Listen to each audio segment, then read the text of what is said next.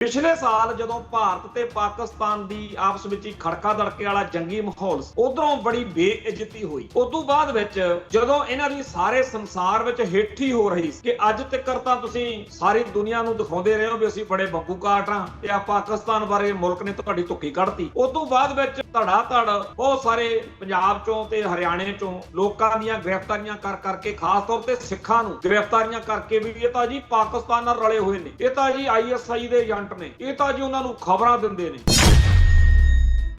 ਅੱਜ ਜਸਬੀਰ ਸਿੰਘ ਨਾਂ ਦਾ ਉਹਨਾਂ ਚੋਂ ਇੱਕ ਯੂਟਿਊਬਰ ਅਦਾਲਤ ਨੇ ਜਦੋਂ ਉਹਨੂੰ ਜ਼ਮਾਨਤ ਦਿੱਤੀ ਹੈ ਤੇ ਅਖਬਾਰਾਂ ਨੇ ਉਹ ਸਾਰੀ ਖਬਰ ਲਿਖੀ ਆ ਕਿ ਜਿਹੜੀ ਜ਼ਮਾਨਤ ਮਿਲਣ ਮੌਕੇ ਬਹਿਸ ਹੋਈ ਹੈ, ਜੋ ਜੱਜ ਨੇ ਕਿਹਾ ਉਹ ਸਾਫ਼ ਤੌਰ ਤੇ ਦੱਸਦਾ ਕਿ ਅਦਾਲਤ ਨੂੰ ਇਹਨਾਂ ਸਟੇਟ ਦੇ ਉੱਤੇ ਕੋਈ ਯਕੀਨ ਨਹੀਂ।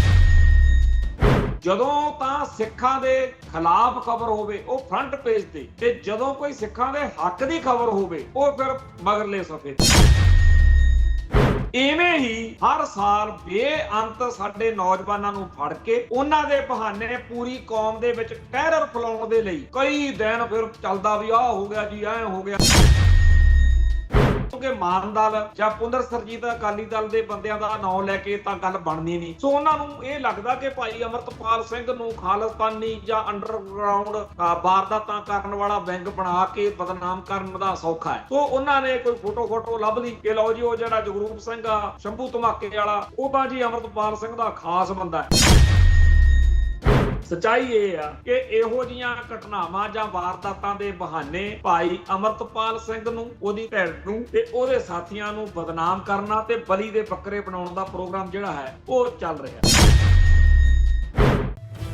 ਇਸ ਬਦਲਦੀ ਦੁਨੀਆ ਵਿੱਚ ਤੁਸੀਂ ਪਿੱਛੇ ਨਾ ਰਹਿ ਜਾਓ। ਹਰ ਘਟਨਾ ਜੋ ਤੁਹਾਡੀ ਜ਼ਿੰਦਗੀ ਤੇ ਅਸਰ ਪਾ ਰਹੀ ਹੈ, ਅਸੀਂ ਉਸ ਬਾਰੇ ਦਵਾਂਗੇ ਤੁਹਾਨੂੰ ਸਟੀਕ ਤੇ ਸਹੀ ਜਾਣਕਾਰੀ। ਤੁਹਾਡਾ ਆਪਣਾ ਹੱਕ ਸੱਚ ਦੀ ਆਵਾਜ਼ TV84। TV84 ਦੇ ਨਾਲ ਜੁੜਨ ਲਈ ਆਪਣਾ ਫੋਨ ਚੁੱਕੋ ਤੇ ਐਪ ਸਟੋਰ ਵਿੱਚ ਜਾ ਕੇ ਡਾਊਨਲੋਡ ਕਰੋ TV84 ਦੀ ਨਵੀਂ ਐਪ। ਇਸ ਐਪ ਤੇ ਤੁਸੀਂ ਦੇਖ ਸਕਦੇ ਹੋ 24 ਘੰਟੇ TV84 ਦਾ ਲਾਈਵ ਚੈਨਲ ਅਤੇ ਨਾਲ ਹੀ ਪੰਜ ਪੰਜਾਬ ਅਤੇ ਦੁਨੀਆ ਭਰ ਦੀਆਂ ਅਹਿਮ ਖਬਰਾਂ। ਫਿਰ ਦੇਰ ਕਿਸ ਗੱਲ ਦੀ, ਹੁਣੇ ਡਾਊਨਲੋਡ ਕਰੋ TV84 ਦੀ ਨਵੀਂ ਐਪ।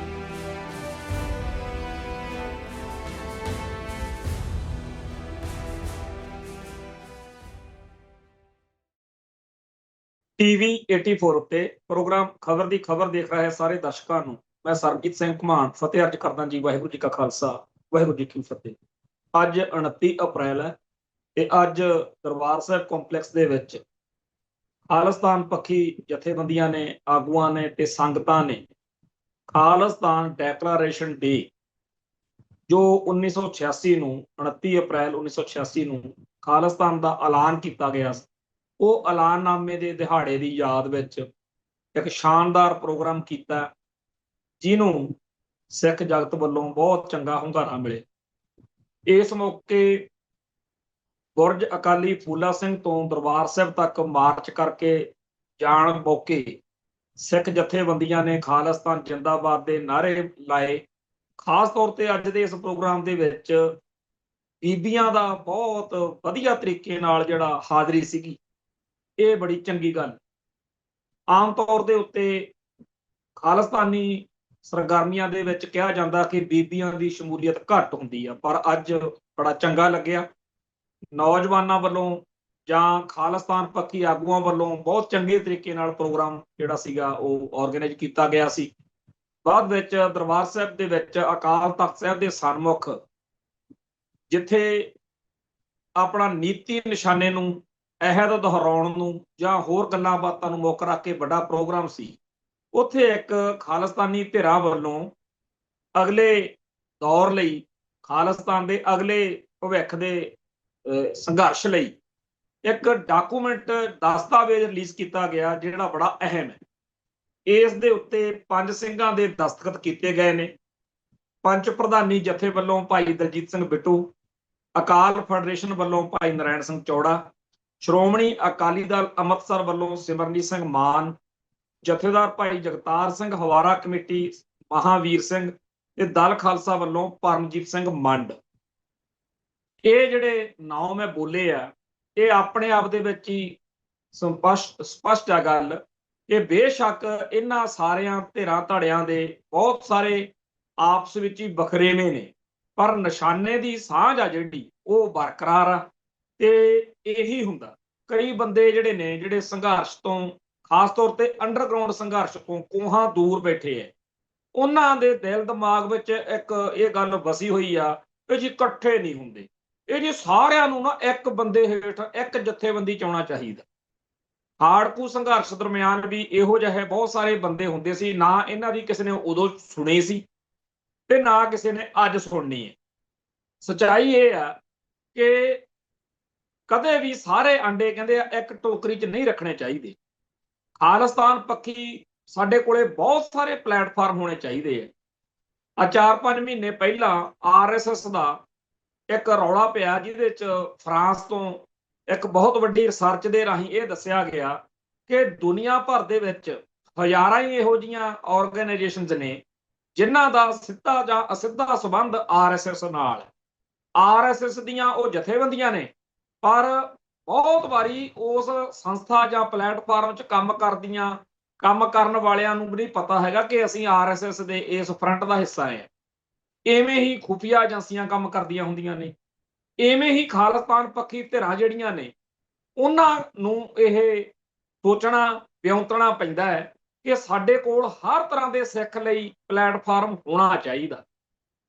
ਨਾ ਤਾਂ ਰੱਬ ਨੇ ਸਾਰਿਆਂ ਦੀਆਂ ਸ਼ਕਲਾਂ ਇੱਕੋ ਜਿਹੀਆਂ ਬਣਾਈਆਂ, ਨਾ ਅਕਲਾਂ ਇੱਕੋ ਜਿਹੀਆਂ ਬਣਾਈਆਂ। ਸਾਡੇ ਕੋਲੇ ਹਰ ਤਰ੍ਹਾਂ ਦੇ ਸਿੱਖ ਦੇ ਹਿਸਾਬ ਨਾਲ ਜਥੇਬੰਦੀ ਹੋਣੀ ਚਾਹੀਦੀ ਹੈ।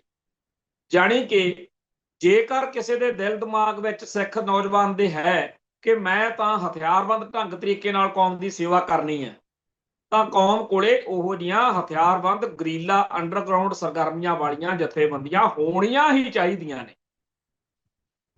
ਪਰ ਮੰਨ ਲਓ ਕੋਈ ਇਹ ਚਾਹੁੰਦਾ ਕਿ ਮੈਂ ਅੰਡਰਗਰਾਉਂਡ ਨਾਲੋਂ ਵੱਧ ਓਵਰਗਰਾਉਂਡ ਫਰੰਟ ਤੇ ਡੈਡੀਕੇਸ਼ਨ ਦਿਖਾਉਂਦਿਆਂ ਹੋਇਆਂ ਪੂਰੀ ਦ੍ਰਿੜਤਾ ਨਾਲ ਖਾਲਿਸਤਾਨ ਦੀ ਗੱਲ ਕਰਨ ਵਾਲੀ ਕੋਈ ਮੈਨੂੰ ਜਥੇਬੰਦੀ ਚਾਹੀਦੀ ਹੈ, ਤਾਂ ਕੌਮ ਕੋਲੇ ਉਹੋ ਜਿਹੀਆਂ ਵੀ ਚਾਹੀਦੀਆਂ।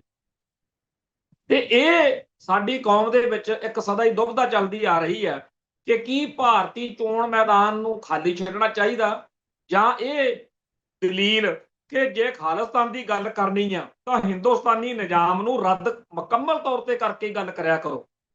ਫਿਰ ਇਸ ਖਿਆਲ ਦੇ ਵਿੱਚ ਮਾਨਦਾਲ ਵਾਲਿਆਂ ਨੂੰ ਕਈ ਵੀਰ ਬੜਾ ਨਿਸ਼ਾਨੇ ਤੇ ਲੈਂਦੇ ਆ, ਪਰ ਉਹਨਾਂ ਦੇ ਤਰਕ ਆਪਣੇ ਨੇ। ਇੱਕ ਤਾਂ ਉਹ ਇਹ ਕਹਿੰਦੇ ਨੇ ਕਿ 1947 ਤੋਂ ਪਹਿਲਾਂ ਜਿਹੜੇ ਆਗੂਆਂ ਨੇ ਬਾਅਦ ਵਿੱਚ ਭਾਰਤ ਦਾ ਤੇ ਪਾਕਿਸਤਾਨ ਦਾ ਸਾਰਾ ਜਿਹੜਾ ਸੱਤਾ ਦਾ ਭਾਰ ਸਾਂਭਿਆ, ਜਿਨ੍ਹਾਂ ਨੇ ਅੰਗਰੇਜ਼ਾਂ ਦੇ ਜਾਣ ਤੋਂ ਬਾਅਦ ਸਿਸਟਮ ਨੂੰ ਅੱਗੇ ਸੰਭਾਲਿਆ, ਜਿਹੜੇ ਪ੍ਰਧਾਨ ਮੰਤਰੀ ਜਾਂ ਹੋਰ ਅਹੁਦਿਆਂ ਤੇ ਆਏ, ਇਹ ਲੋਕ ਵੀ ਪਹਿਲਾਂ ਅੰਗਰੇਜ਼ੀ ਸ਼ਾਸਨ ਦੇ ਦੌਰਾਨ MLA MP ਜਾਂ ਜਿਹੜੀਆਂ ਚੋਣਾਂ ਉਸ ਟਾਈਮ ਹੁੰਦੀਆਂ ਹੋਣਗੀਆਂ ਵੀ ਉਹ ਲੜਦੇ ਹੁੰਦੇ ਸੀ, ਜਾਣੀ ਕਿ ਸਿਸਟਮ ਦਾ ਹਿੱਸਾ ਸੀ। ਪਰ ਸਿਸਟਮ ਜਦੋਂ ਅੰਗਰੇਜ਼ ਚਲੇ ਗਏ, ਫਿਰ ਇਹਨਾਂ ਨਵੇਂ ਬੰਦਿਆਂ ਦੇ ਹੱਥ ਆ ਗਿਆ। ਇੱਕ ਤਾਂ ਉਹ ਇਹ ਦਲੀਲ ਦਿੰਦੇ ਆ, ਦੂਜੀ ਉਹਨਾਂ ਦੀ ਇਹ ਹੁੰਦੀ ਹੈ ਦਲੀਲ ਕਿ ਜਿਹੜੇ ਖਾੜਕੂ ਸੰਘਰਸ਼ ਵਾਲੇ ਆ ਜਾਂ ਖਾੜਕੂ ਨਹੀਂ ਪਰ ਖਾਲਿਸਤਾਨ ਲਈ ਜਿਵੇਂ ਦਲ ਖਾਲਸਾ, ਇਹਨਾਂ ਦੀ ਤਾਂ ਸੋਚ ਵਿਉਂਤ ਹੀ ਹੋਰ ਆ। ਪਰ ਸ਼੍ਰੋਮਣੀ ਅਕਾਲੀ ਦਲ ਅੰਮ੍ਰਿਤਸਰ ਜਿਹੜਾ ਹੈ, ਇਹ ਪਹਿਲਾਂ ਯੂਨਾਈਟਿਡ ਅਕਾਲੀ ਦਲ ਹੁੰਦਾ ਸੀ, ਜਿਹੜਾ ਬਾਬਾ ਜੋਗਿੰਦਰ ਸਿੰਘ ਦੀ ਕਮਾਂਡ ਹੇਠ ਬਣਿਆ ਸੀ। ਇਹਨੇ 1985 ਵਿੱਚ ਤਾਂ ਕੀਤਾ ਸੀ ਬਾਈਕਾਟ, ਪਰ ਸੰਯੁਕਤ ਅਕਾਲੀ ਦਲ ਨੇ 1999 ਦੇ ਵਿੱਚ ਲੋਕ ਸਭਾ ਚੋਣਾਂ ਲੜੀਆਂ ਤੇ ਪੂਰੀ ਕੌਮ ਨੇ ਗਹਿ ਗੱਡਵੀਂ ਹਮਾਇਤ ਨਾਲ ਚੋਣਾਂ ਜਿਤਾਈਆਂ। ਉਸ ਮੌਕੇ ਸਰਦਾਰ ਸਿਮਰਜੀਤ ਸਿੰਘ ਮਾਨ ਤੇ ਉਹਨਾਂ ਦੇ ਸਾਥੀਆਂ ਦੀ ਜਿੱਤ ਹੋਈ ਤੇ ਉਹਨਾਂ ਨੂੰ ਮੁਕੱਦਮੇ ਵਾਪਸ ਲੈ ਕੇ ਫਿਰ ਜੇਲ੍ਹ ਚੋਂ ਕੱਢਣਾ ਪਿਆ। ਤਾਂ ਉਹ ਕਹਿੰਦੇ ਆ ਕਿ ਅਸੀਂ ਤਾਂ ਸਾਡਾ ਤਾਂ ਸਿਆਸਤ ਦੇ ਵਿੱਚ ਜਾਂ ਖਾਲਿਸਤਾਨੀ ਸੰਘਰਸ਼ ਵਿੱਚ ਜਿਹੜਾ ਸਾਰਾ ਦਾਰੋ ਮਦਾਰ ਆ ਉਹ ਹੈ ਹੀ ਵੋਟਾਂ ਰਾਹੀਂ, ਅਸੀਂ ਤਾਂ ਬਾਹਰ ਆਏ ਸੀ। ਵੋਟਾਂ ਵਾਲਾ ਸਿਸਟਮ ਜੇ ਗਲਤ ਹੈ ਤਾਂ ਫਿਰ ਸਾਨੂੰ ਉਦੋਂ ਅੰਦਰ ਬੈਠਿਆਂ ਨੂੰ ਚੋਣਾਂ ਲੜਾਈਆਂ ਗਈਆਂ, ਬਾਹਰ ਕਢਾਇਆ ਗਿਆ।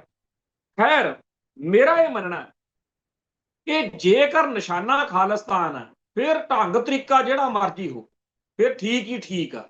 ਪਰ ਜੇਕਰ ਨਿਸ਼ਾਨਾ ਖਾਲਿਸਤਾਨ ਨਹੀਂ ਹੈਗਾ ਤੇ ਉਦਾਂ ਆਪਾਂ ਬੇਵਕੂਫ ਬਣਾ ਰਹੇ ਆ, ਫਿਰ ਜਿਵੇਂ ਕਹਿੰਦੇ ਆ ਲੋਕ ਵੀ ਗਵਾਉਂਦਾ ਤੇ ਪਰਲੋਕ ਵੀ ਗਵਾਉਂਦਾ। ਬੰਦਾ ਫੜਿਆ ਤਾਂ ਜਾਂਦਾ ਹੀ, ਅੱਜ ਦੇ ਦੌਰ 'ਚ 10 ਸਕਿੰਟਾਂ 'ਚ ਸਮਝ ਲੱਗ ਜਾਂਦੀ ਆ ਵੀ ਬੰਦਾ ਕਿੱਥੋਂ ਬੋਲਦਾ। ਸੋ ਸਾਡੇ ਕੋਲ ਜੇਕਰ ਓਵਰਗਰਾਉਂਡ, ਅੰਡਰਗਰਾਉਂਡ, ਡੈਮੋਕ੍ਰੇਟਿਕ ਤਰੀਕੇ ਨਾਲ ਜਾਂ ਹੋਰ ਢੰਗ ਤਰੀਕੇ ਨਾਲ ਕੋਈ ਵਿਦਿਆਰਥੀ ਫਰੰਟ ਆ, ਹਰ ਤਰ੍ਹਾਂ ਦੇ ਫਰੰਟ ਸਾਡੇ ਕੋਲ ਹੋਣੇ ਚਾਹੀਦੇ ਆ। ਇਹ ਨਹੀਂ ਹੋਣੇ ਚਾਹੀਦੇ ਹੈ। ਜੇ ਸਾਡੇ ਸੰਘਰਸ਼ ਵਿੱਚ ਅੱਜ ਉਹੋ ਜਿਹਾ ਤਪ ਤੇਜ ਨਹੀਂ ਜਿਹੋ ਜਿਹਾ ਹੋਣਾ ਚਾਹੀਦਾ, ਉਹਦਾ ਕਾਰਨ ਇਹੀ ਹੈ। ਮੈਂ ਫਿਰ ਬੇਨਤੀ ਕਰਦਾ ਕਿ ਜਿਵੇਂ RSS ਨੇ ਹਰ ਤਰ੍ਹਾਂ ਦੇ ਬੰਦੇ ਨੂੰ ਬੰਨਣ ਦੇ ਲਈ, ਆਪਦੇ ਨਾਲ ਜੋੜਨ ਲਈ, ਆਪਦੀ ਵਿਚਾਰਧਾਰਾ ਨਾਲ ਲਵੇਟਣ ਦੇ ਲਈ ਜੱਥੇ ਬਣਾਏ ਨੇ, ਪਲੇਟਫਾਰਮ ਸਿਰਜੇ ਨੇ, ਸੰਸਥਾਵਾਂ ਬਣਾਈਆਂ ਨੇ, ਉਵੇਂ ਹੀ ਸਾਡੀ ਕੌਮ ਨੂੰ ਇਹ ਖੁੱਲ੍ਹ ਦੇਣੀ ਪਊਗੀ। ਅਸੀਂ ਇਹ ਨਹੀਂ ਕਰ ਸਕਦੇ ਕਿ ਸਾਰੀ ਕੌਮ ਇੱਕ ਜਥੇਬੰਦੀ ਜਾਂ ਇੱਕ ਲੀਡਰ ਦੇ ਹੇਠਾਂ ਚੱਲੇ।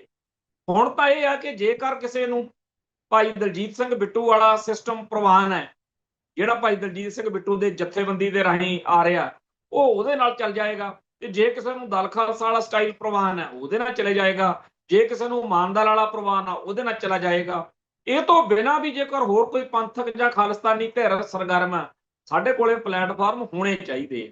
ਸੋ ਬੜਾ ਚੰਗਾ ਹੈ ਕਿ ਅੱਜ ਸਾਰੀਆਂ ਖਾਲਿਸਤਾਨੀ ਧਿਰਾਂ ਨੇ ਇੱਥੇ ਇਕੱਠੇ ਹੋ ਕੇ ਆਪਣੀ ਇਕਜੁੱਟਤਾ ਤੇ ਯਕਜਹਿਤੀ ਦਾ ਪ੍ਰਗਟਾਵਾ ਕੀਤਾ। ਹੁਣ ਇੱਥੇ ਇੱਕ ਗੱਲ ਹੋਰ ਚੱਲ ਸਕਦੀ ਹੈ ਜਿਹੜੀ ਕਿ ਚੱਲਣੀ ਹੀ ਚੱਲਣੀ ਹੈ। ਅੱਜ ਵਾਲਾ 29 ਅਪ੍ਰੈਲ ਦਾ ਜਿਹੜਾ ਪ੍ਰੋਗਰਾਮ ਹੈ, ਇਹ ਤੋਂ ਪਹਿਲਾਂ 26 ਜਨਵਰੀ ਨੂੰ ਇਹੀ ਸੰਸਥਾਵਾਂ ਜੁੜੀਆਂ ਸੀ। ਅਸਲ ਵਿੱਚ ਤਾਂ 26 ਜਨਵਰੀ 1986 ਹੀ ਆਧਾਰ ਬਣਿਆ ਅੱਜ ਵਾਲੇ ਪ੍ਰੋਗਰਾਮ ਦਾ, ਕਿਉਂਕਿ ਉਦਣ ਇਹ ਸੀਗਾ ਕਿ 26 ਜਨਵਰੀ 1986 ਦੇ ਸਰਬੱਤ ਖਾਲਸੇ ਦੀ ਯਾਦ 'ਚ ਜੁੜਨਾ, ਤੇ ਉਹਦੇ ਚੋਂ ਨਿਕਲੀ ਹੋਈ ਪੰਥਕ ਕਮੇਟੀ ਨੇ 29 ਅਪ੍ਰੈਲ ਨੂੰ ਖਾਲਿਸਤਾਨ ਦਾ ਐਲਾਨ ਕੀਤਾ ਸੀ। ਫਿਰ ਆਪਾਂ 29 ਅਪ੍ਰੈਲ ਨੂੰ ਜੁੜਾਂਗੇ। ਹੁਣ 26 ਜਨਵਰੀ ਵਾਲੇ ਪ੍ਰੋਗਰਾਮ ਤੋਂ ਬਾਅਦ ਕੁਝ ਹਲਕੇ ਮਿਜਾਜ ਵਾਲੇ ਬੰਦੇ, ਜਿਨ੍ਹਾਂ ਨੂੰ ਨਾ ਤਾਂ ਅਕਲ ਹੁੰਦੀ ਆ, ਨਾ ਸਮਝ ਹੁੰਦੀ ਆ, ਜੁਰਤ, ਜਿਹਨੂੰ ਜੁਰਤ ਅੱਖਰ ਕਹਿੰਦੇ, ਉਹ ਤਾਂ ਹੁੰਦੀ ਹੋਈ ਨਹੀਂ। ਸੱਚੇ ਪਾਤਸ਼ਾਹ ਨੇ ਉਹਨਾਂ ਨੂੰ ਇਹ ਮੱਤ ਹੀ ਨਹੀਂ ਦਿੱਤੀ ਕਿ ਪਹਿਲਾਂ ਕਿਸੇ ਨਾਲ ਗੱਲ ਕਰ ਲਓ। ਉਹਨਾਂ ਨੇ ਪਿਛਲੇ ਦਿਨੀ ਜਦੋਂ 26 ਜਨਵਰੀ ਵਾਲਾ ਪ੍ਰੋਗਰਾਮ ਹੋਇਆ, ਸੋਸ਼ਲ ਮੀਡੀਆ ਦੇ ਉੱਤੇ ਜਿਹੜੀ ਭਕਾਈ ਮਾਰਨੀ ਹੁੰਦੀ ਆ, ਉਹ ਮਾਰੀ ਕਿ ਜੀ ਇਹਨਾਂ ਨੇ ਫਲਾਣੇ ਨੂੰ ਨਹੀਂ ਸੱਦਿਆ, ਇਹ ਜੀ ਫਲਾਣੇ ਨੂੰ ਨਹੀਂ ਸੱਦੇ। ਉਹ ਭਾਈ, ਤੁਹਾਨੂੰ ਦੋਨੇ ਗੱਲਾਂ ਤੁਹਾਡੀਆਂ ਝੂਠੀਆਂ ਨੇ। ਜਿਸ ਜੱਥੇ ਜਾਂ ਜਿਸ ਵਿਅਕਤੀ ਦਾ ਨਾਮ ਲੈ ਕੇ ਚੀਕਾਂ ਮਾਰਨ ਲੱਗੇ ਹੋਏ ਹੋ, ਉਹਦੀ ਧਿਰ ਨੂੰ ਇੱਥੇ ਪੰਜਾਬ ਦੇ ਵਿੱਚ ਖਾਲਿਸਤਾਨੀ ਜਥੇਬੰਦੀਆਂ ਦੇ ਆਗੂ ਮਿਲੇ। ਉਹਨਾਂ ਨੂੰ ਆਖਿਆ ਗਿਆ ਕਿ ਭਾਈ ਆਹ ਪ੍ਰੋਗਰਾਮ ਆ, ਤੁਸੀਂ ਜੇ ਖਾਲਿਸਤਾਨੀ ਲਹਿਰ ਦੇ ਨਾਲ ਤੁਰਨਾ ਜੁੜਨਾ ਅੱਗੇ, ਤੇ ਆਹ ਗੱਲ। ਉਹ ਕਹਿੰਦੇ ਜੀ ਨਹੀਂ, ਅਸੀਂ ਇਸ ਚੀਜ਼ ਦੇ ਵਿੱਚ ਨਹੀਂ ਆਉਣਾ। ਹੁਣ ਕਿਸੇ ਨੂੰ ਬੰਨ ਕੇ ਤਾਂ ਖਾਲਿਸਤਾਨ ਦਾ ਝੰਡਾ ਚਕਾਇਆ ਨਹੀਂ ਜਾ ਸਕਦਾ। ਜੇ ਕਿਸੇ ਦਾ ਜੀ ਕਰਦਾ ਤਾਂ ਚੱਕੇ, ਜੇ ਨਹੀਂ ਕਰਦਾ ਤਾਂ ਨਾ ਸਹੀ। ਕਿਸੇ ਨਾਲ ਧੱਕਾ ਤਾਂ ਕੀਤਾ ਨਹੀਂ ਜਾ ਸਕਦਾ। ਸੋ ਜਦੋਂ ਉਹ ਨਹੀਂ ਚਾਹੁੰਦੇ, ਹੁਣ ਬਦਕਿਸਮਤੀ ਇਹ ਆ ਕਿ ਉਹ ਆਪ ਤਾਂ ਜੱਥੇ ਦੱਸਦੇ ਨਹੀਂ, ਆਪ ਤਾਂ ਬੰਦੇ ਦੱਸਦੇ ਨਹੀਂ। ਉਹਨਾਂ ਦੇ ਚੇਲੇ ਬਾਲ ਕੇ ਜਿਹੜੇ ਨੇ ਉਹ ਭੌਂਕਣ ਲੱਗ ਜਾਂਦੇ ਨੇ ਬਹਿ ਕੇ, ਜੀ ਉਹਨਾਂ ਨੂੰ ਨਹੀਂ ਸੱਦਿਆ। ਨਹੀਂ ਸੱਦਿਆ ਤਾਂ ਭਾਈ ਨਾ ਸੱਦਿਆ ਸੀ। ਉਹ ਆਪਦੇ ਤਰੀਕੇ ਨਾਲ ਖਾਲਿਸਤਾਨ ਦੀ ਸੇਵਾ ਕਰਨੀ ਚਾਹੁੰਦੇ ਆ, ਕਰ ਲੈਣ ਸਕਦਾ, ਤੇ ਵਧੀਆ ਕਰਕੇ ਦਿਖਾ ਦੇਣ। ਤੇ ਜੇਕਰ ਉਹਨਾਂ ਵਾਲਾ ਖਾਲਿਸਤਾਨ ਛੇਤੀ ਬਣਦਾ ਹੋਇਆ ਤਾਂ ਸਾਰੀ ਕੌਮ ਉਧਰ ਨੂੰ ਤੁਰ ਪੂ। ਇਹ 'ਚ ਕਿਹੜੀ ਗੱਲ ਹੈ। ਖੈਰ, ਅੱਜ ਜਦੋਂ ਸਿੱਖ ਜਥੇਬੰਦੀਆਂ ਨੇ ਇਹ ਪ੍ਰੋਗਰਾਮ ਕੀਤਾ ਤਾਂ ਇੱਥੇ ਜਿਹੜਾ ਡਾਕੂਮੈਂਟ ਰਿਲੀਜ਼ ਕੀਤਾ ਉਹ ਬੜਾ ਕਮਾਲ ਦਾ।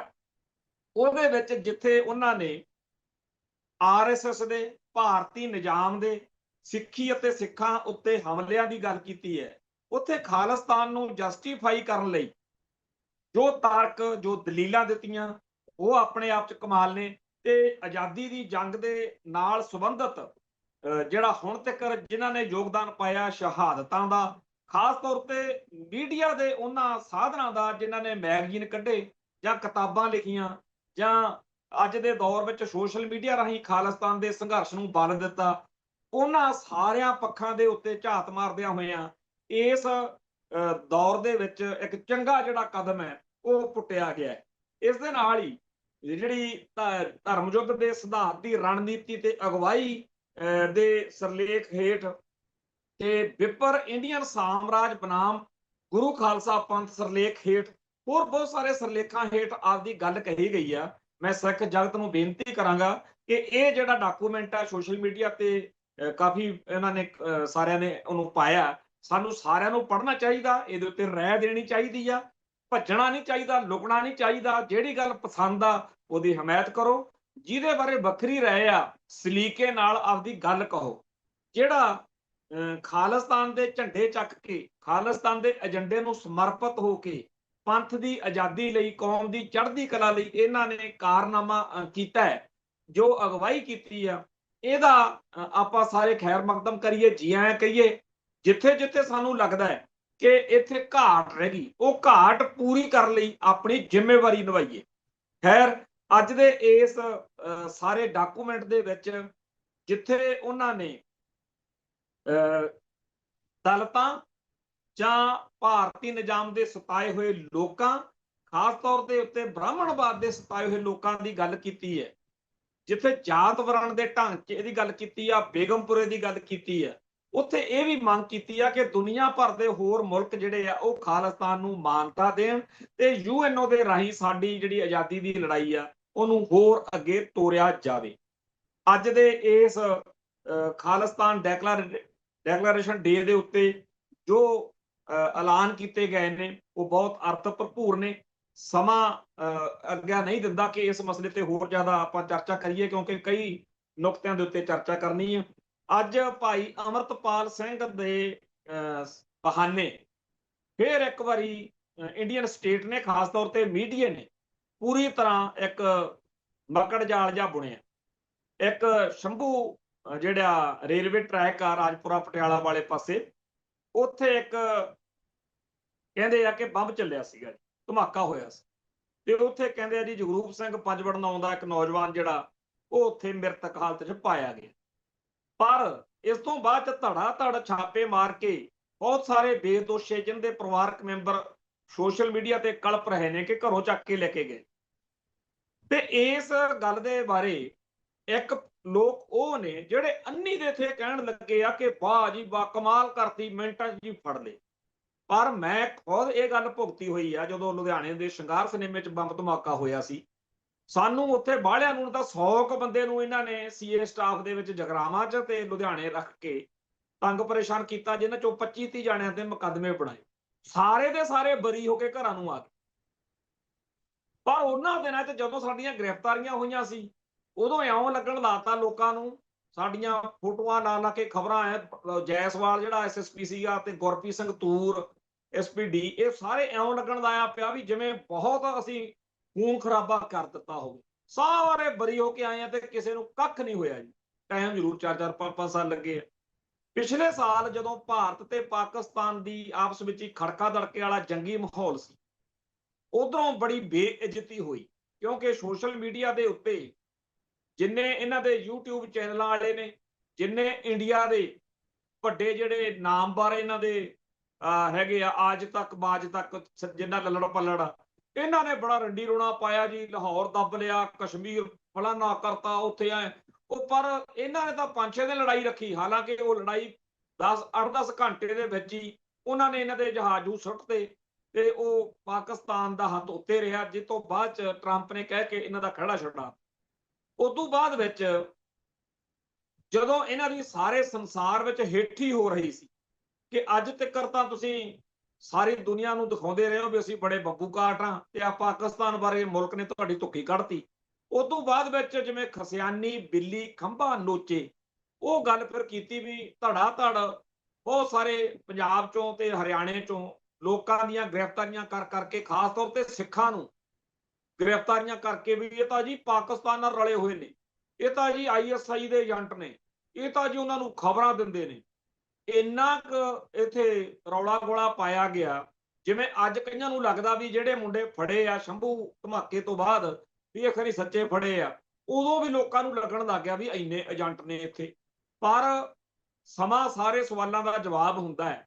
ਅੱਜ ਜਸਵੀਰ ਸਿੰਘ ਨਾਂ ਦਾ ਉਹਨਾਂ ਚੋਂ ਇੱਕ ਯੂਟਿਊਬਰ, ਅਦਾਲਤ ਨੇ ਜਦੋਂ ਉਹਨੂੰ ਜ਼ਮਾਨਤ ਦਿੱਤੀ ਹੈ ਤੇ ਅਖਬਾਰਾਂ ਨੇ ਉਹ ਸਾਰੀ ਖਬਰ ਲਿਖੀ ਆ ਕਿ ਜਿਹੜੀ ਜ਼ਮਾਨਤ ਮਿਲਣ ਮੌਕੇ ਬਹਿਸ ਹੋਈ ਹੈ, ਜੋ ਜੱਜ ਨੇ ਕਿਹਾ ਉਹ ਸਾਫ਼ ਤੌਰ ਤੇ ਦੱਸਦਾ ਕਿ ਅਦਾਲਤ ਨੂੰ ਇਹਨਾਂ ਸਟੇਟ ਦੇ ਉੱਤੇ ਕੋਈ ਯਕੀਨ ਨਹੀਂ। ਜੋ ਸਟੇਟ ਨੇ, ਜੋ ਪੁਲਿਸ ਮਹਿਕਮੇ ਨੇ ਜੋ ਝੂਠ ਬੋਲਿਆ, ਉਹ ਗੱਲਾਂ ਸਾਰੀਆਂ ਬੇਕਾਰ ਨੇ।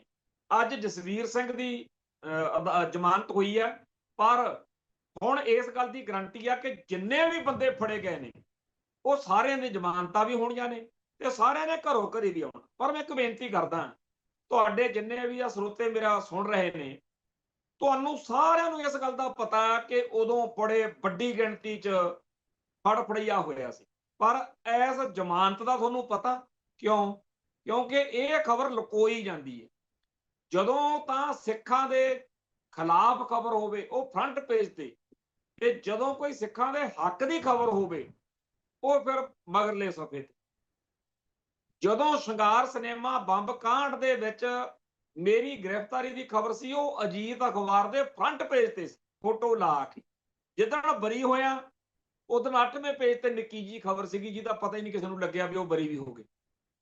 ਇਵੇਂ ਹੀ ਹਰ ਸਾਲ ਬੇਅੰਤ ਸਾਡੇ ਨੌਜਵਾਨਾਂ ਨੂੰ ਫੜ ਕੇ ਉਹਨਾਂ ਦੇ ਬਹਾਨੇ ਪੂਰੀ ਕੌਮ ਦੇ ਵਿੱਚ ਟੈਰਰ ਫੈਲਾਉਣ ਦੇ ਲਈ ਕਈ ਦਿਨ ਫਿਰ ਚੱਲਦਾ ਵੀ ਆਹ ਹੋ ਗਿਆ ਜੀ, ਐ ਹੋ ਗਿਆ ਜੀ। ਜਿਵੇਂ ਹੁਣ ਅੱਜ ਡੀਜੀਪੀ ਸਾਹਿਬ ਲੱਗੇ ਹੋਏ ਨੇ ਪੰਜਾਬ ਦੇ ਕਿ ਉੱਥੇ ਤਾਂ ਜੀ ਉਹ ਫਲਾਨਾ ਜੀ, ਉਹ ਐ ਹੋ ਗਿਆ ਫਲਾਨੇ। ਉਹ ਇਹ ਸਾਰੀ ਗੱਲਬਾਤ ਦੇ ਵਿੱਚ ਜਿਹੜੇ ਪਰਿਵਾਰਕ ਮੈਂਬਰ ਅੱਜ ਪਿੱਟ ਰਹੇ ਨੇ, ਉਹਨਾਂ ਦਾ ਸਾਥ ਦੇਣਾ ਚਾਹੀਦਾ ਕਿ ਕਿਸੇ ਦਾ ਜੇਕਰ ਉਸ ਘਟਨਾ ਨਾਲ ਲਿੰਕ ਹੈ ਵੀ ਤਾਂ ਵੀ ਉਹਦੀ ਸੱਚਾਈ ਪਤਾ ਕਰਨੀ ਚਾਹੀਦੀ ਆ। ਖਾਸ ਤੌਰ ਦੇ ਉੱਤੇ ਜਦੋਂ ਰਿਮਾਂਡ ਮੁੱਕ ਗਏ ਉਦੋਂ ਉਹਨਾਂ ਨੂੰ ਮਨੁੱਖੀ ਅਧਿਕਾਰ ਜਥੇਬੰਦੀਆਂ ਨੂੰ ਮਿਲਣਾ ਚਾਹੀਦਾ। ਚੇਤੇ ਕਰੋ ਆ ਗੁਰਦਾਸਪੁਰ ਦੇ ਵਿੱਚ 1.5-2 ਮਹੀਨਾ ਪਹਿਲਾਂ ਕਿਵੇਂ ਉੱਥੇ ਰਣਜੀਤ ਸਿੰਘ ਨਾਂ ਦੇ ਨੌਜਵਾਨ ਨੂੰ ਘਰੋਂ ਲਿਜਾ ਕੇ ਗੋਲੀਆਂ ਮਾਰਤੀਆਂ, ਝੂਠਾ ਮੁਕਾਬਲਾ ਬਣਾਇਆ। ਝੂਠਾ ਮੁਕਾਬਲਾ ਅੱਜ ਇੰਨਾ ਆਮ ਅੱਖਰ ਬਣ ਚੁੱਕਿਆ, ਕਿਸੇ ਦੇ ਲੱਤ 'ਚ ਗੋਲੀਆਂ ਮਾਰਦੇ ਆ, ਕਿਸੇ ਨੂੰ ਕਹਿੰਦੇ ਆ ਜੀ ਉਹ ਪਿਸਤੌਲ ਉੱਥੇ ਰੱਖਿਆ ਪਿਆ ਸੀ, ਉਹ ਲੈਣ ਗਏ ਜੀ, ਉੱਥੇ ਗੋਲੀ ਚੱਲ ਗਈ। ਤੇ ਜਿਹੜੀ ਸਟੇਟ ਨੇ ਝੂਠੇ ਮੁਕੱਦਮੇ, ਝੂਠੇ ਮੁਕਾਬਲੇ ਬਣਾਏ, ਅੱਜ ਉਹਦੇ ਉੱਤੇ ਅੰਨੀ ਰੇਥੇ ਯਕੀਨ ਕਰਕੇ ਆਪਾਂ ਕਿੱਡਾ ਵੱਡਾ ਪਾਪ ਕਰ ਰਹੇ ਹੋਵਾਂਗੇ ਕਿ ਇਹ ਬੱਚੇ ਜਿਹੜੇ ਸਾਡੇ ਨੇ ਇਹਨਾਂ ਦਾ ਯਕੀਨ ਕਰੀਏ। ਮੈਨੂੰ ਆਪ ਨੂੰ ਖੁਦ ਨੂੰ ਹੰਢਾਇਆ ਹੋਣ ਕਰਕੇ ਗੱਲ ਬਾਰ-ਬਾਰ ਕਰਨੀ ਪੈ ਰਹੀ ਆ ਕਿ ਉਦੋਂ ਮੇਰੇ ਪਰਿਵਾਰ ਨੇ, ਮੇਰੀ ਜਥੇਬੰਦੀ ਨੇ, ਮੇਰੇ ਮਿੱਤਰਚਾਰੇ ਨੇ ਇਹ ਨਹੀਂ ਸੀ ਕਿਹਾ ਕਿ ਪੁਲਿਸ ਕੀ ਕਹਿੰਦੀ ਹੈ। ਉਹਨਾਂ ਨੇ ਇਹ ਕਿਹਾ ਸੀ ਅਸੀਂ ਆਪਦੇ ਬੰਦੇ ਨੂੰ ਮਿਲਾਂਗੇ, ਉਹਨੂੰ ਪੁੱਛਾਂਗੇ ਵੀ ਤੇਰੇ ਤੇ ਆਹ ਦੋਸ਼ ਲਾਉਂਦੇ ਆ ਚ ਕੀ ਸੱਚ ਆ ਤੇ ਕੀ ਝੂਠ। ਖੈਰ, ਜਿਹੜੇ ਨੌਜਵਾਨ ਫੜੇ ਗਏ ਨੇ ਉਹਨਾਂ ਸਾਰਿਆਂ ਦੀ ਪੈਰਵਾਈ ਵੀ ਕਰਨੀ ਚਾਹੀਦੀ ਹੈ, ਉਹਨਾਂ ਦੇ ਨਾਲ ਵੀ ਖੜਨਾ ਚਾਹੀਦਾ। ਤੇ ਇਸ ਬਹਾਨੇ ਜਿਹੜਾ ਅਮਰਤਪਾਲ ਸਿੰਘ ਦਾ, ਕਿਉਂਕਿ ਪਬਲਿਕ ਦੇ ਵਿੱਚ, ਲੋਕਾਂ ਦੇ ਵਿੱਚ ਉਹਦੇ ਪ੍ਰਤੀ ਬਹੁਤ ਜ਼ਿਆਦਾ ਹਮਾਇਤ ਹੈ। ਜਿਵੇਂ ਮਰਜ਼ੀ ਕਰੀਏ ਕਹੀਏ, ਇਹ ਗੱਲ ਹੈ ਕਿ ਪਹਿਲਾਂ ਭਾਈ ਅਮਰਤਪਾਲ ਸਿੰਘ ਦੇ ਉੱਤੇ ਜੋ ਕੁਝ ਵਾਪਰਿਆ ਉਹਦੇ ਨਤੀਜੇ ਵਜੋਂ ਹਮਦਰਦੀ ਦੀ ਲਹਿਰ ਤੇ ਉਹ ਖਡੂਰ ਸਾਹਿਬ ਵਾਲੀ ਚੋਣ ਜਿੱਥੇ ਆਪ ਜਿੱਤਿਆ, ਅੰਦਰ ਬੈਠਾ, ਉੱਥੇ ਸਰਬਜੀਤ ਸਿੰਘ ਨੂੰ ਵੀ ਜਿਤਾ ਗਿਆ।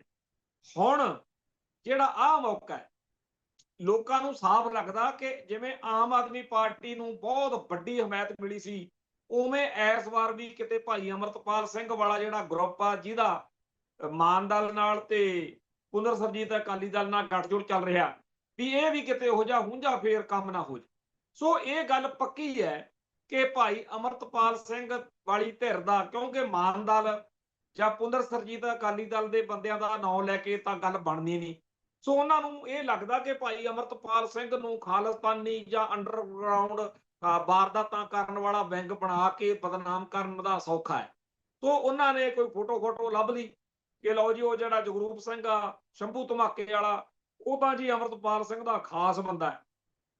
ਸੱਚਾਈ ਇਹ ਆ ਕਿ ਇਹੋ ਜਿਹੀਆਂ ਘਟਨਾਵਾਂ ਜਾਂ ਵਾਰਦਾਤਾਂ ਦੇ ਬਹਾਨੇ ਭਾਈ ਅਮਰਤਪਾਲ ਸਿੰਘ ਨੂੰ, ਉਹਦੀ ਧਿਰ ਨੂੰ ਤੇ ਉਹਦੇ ਸਾਥੀਆਂ ਨੂੰ ਬਦਨਾਮ ਕਰਨਾ ਤੇ ਬਲੀ ਦੇ ਬੱਕਰੇ ਬਣਾਉਣ ਦਾ ਪ੍ਰੋਗਰਾਮ ਜਿਹੜਾ ਹੈ ਉਹ ਚੱਲ ਰਿਹਾ। ਇੱਕ ਪਾਸੇ ਤਾਂ ਸਾਡੇ ਸਾਹਮਣੇ ਇਹ ਸਵਾਲ ਹੈ ਕਿ ਅਸੀਂ ਕੌਮ ਦੀ ਗੱਲ ਕਰਾਉਣ ਵਾਲੀ ਧਿਰ ਜਿਹੜੀ ਉਹਨੂੰ ਮਜ਼ਬੂਤ ਕਰਨਾ। ਦੂਜੇ ਪਾਸੇ ਇਹ ਵੀ ਸਾਡੇ ਸਿਰਦਰਦੀ ਹੈ ਕਿ ਇਸ ਮੌਕੇ ਇੰਡੀਅਨ ਸਟੇਟ ਦੇ ਪੈਰ ਜਿਹੜੇ ਆ ਉਹ ਇੰਨੇ ਬੁਰੀ ਤਰ੍ਹਾਂ ਸਾਡੇ ਸਮਾਜ ਵਿੱਚ ਲੱਗੇ ਹੋਏ ਨੇ। ਜਿਵੇਂ ਆਪਾਂ ਕੱਲ ਗੱਲ ਕਰਦੇ ਸੀ ਕਿ ਕੋਟਕਪੂਰੇ ਦੇ ਇੱਕ ਸਕੂਲ ਦੇ ਵਿੱਚ ਇੱਕ ਟੀਚਰ ਨੇ ਸਿਰਫ ਇੰਨੀ ਗੱਲ ਕਰਕੇ ਮੁੰਡੇ ਨੂੰ ਕੁੱਟਿਆ, ਜਵਾਕ ਨੂੰ, ਵਿਦਿਆਰਥੀ ਨੂੰ, ਕਿ ਉਹਨੇ ਇਹ ਗੱਲ ਕਿਉਂ ਕਹੀ ਆ ਕਿ ਇੰਦਰਾ ਗਾਂਧੀ ਕਿਵੇਂ ਗੁੱਡ ਔਰਤ, ਵਧੀਆ ਔਰਤ ਕਿਵੇਂ ਹੋ ਸਕਦੀ ਆ, ਤੂੰ ਕਹੀ ਜਾਂਦੀ ਆ ਕਿ ਉਹ ਬੜੀ ਵਧੀਆ ਸੀ। ਉਹਨੇ ਤਾਂ ਸਾਡੇ ਦਰਬਾਰ ਸਾਹਿਬ ਤੇ ਹਮਲਾ ਕੀਤਾ ਸੀ।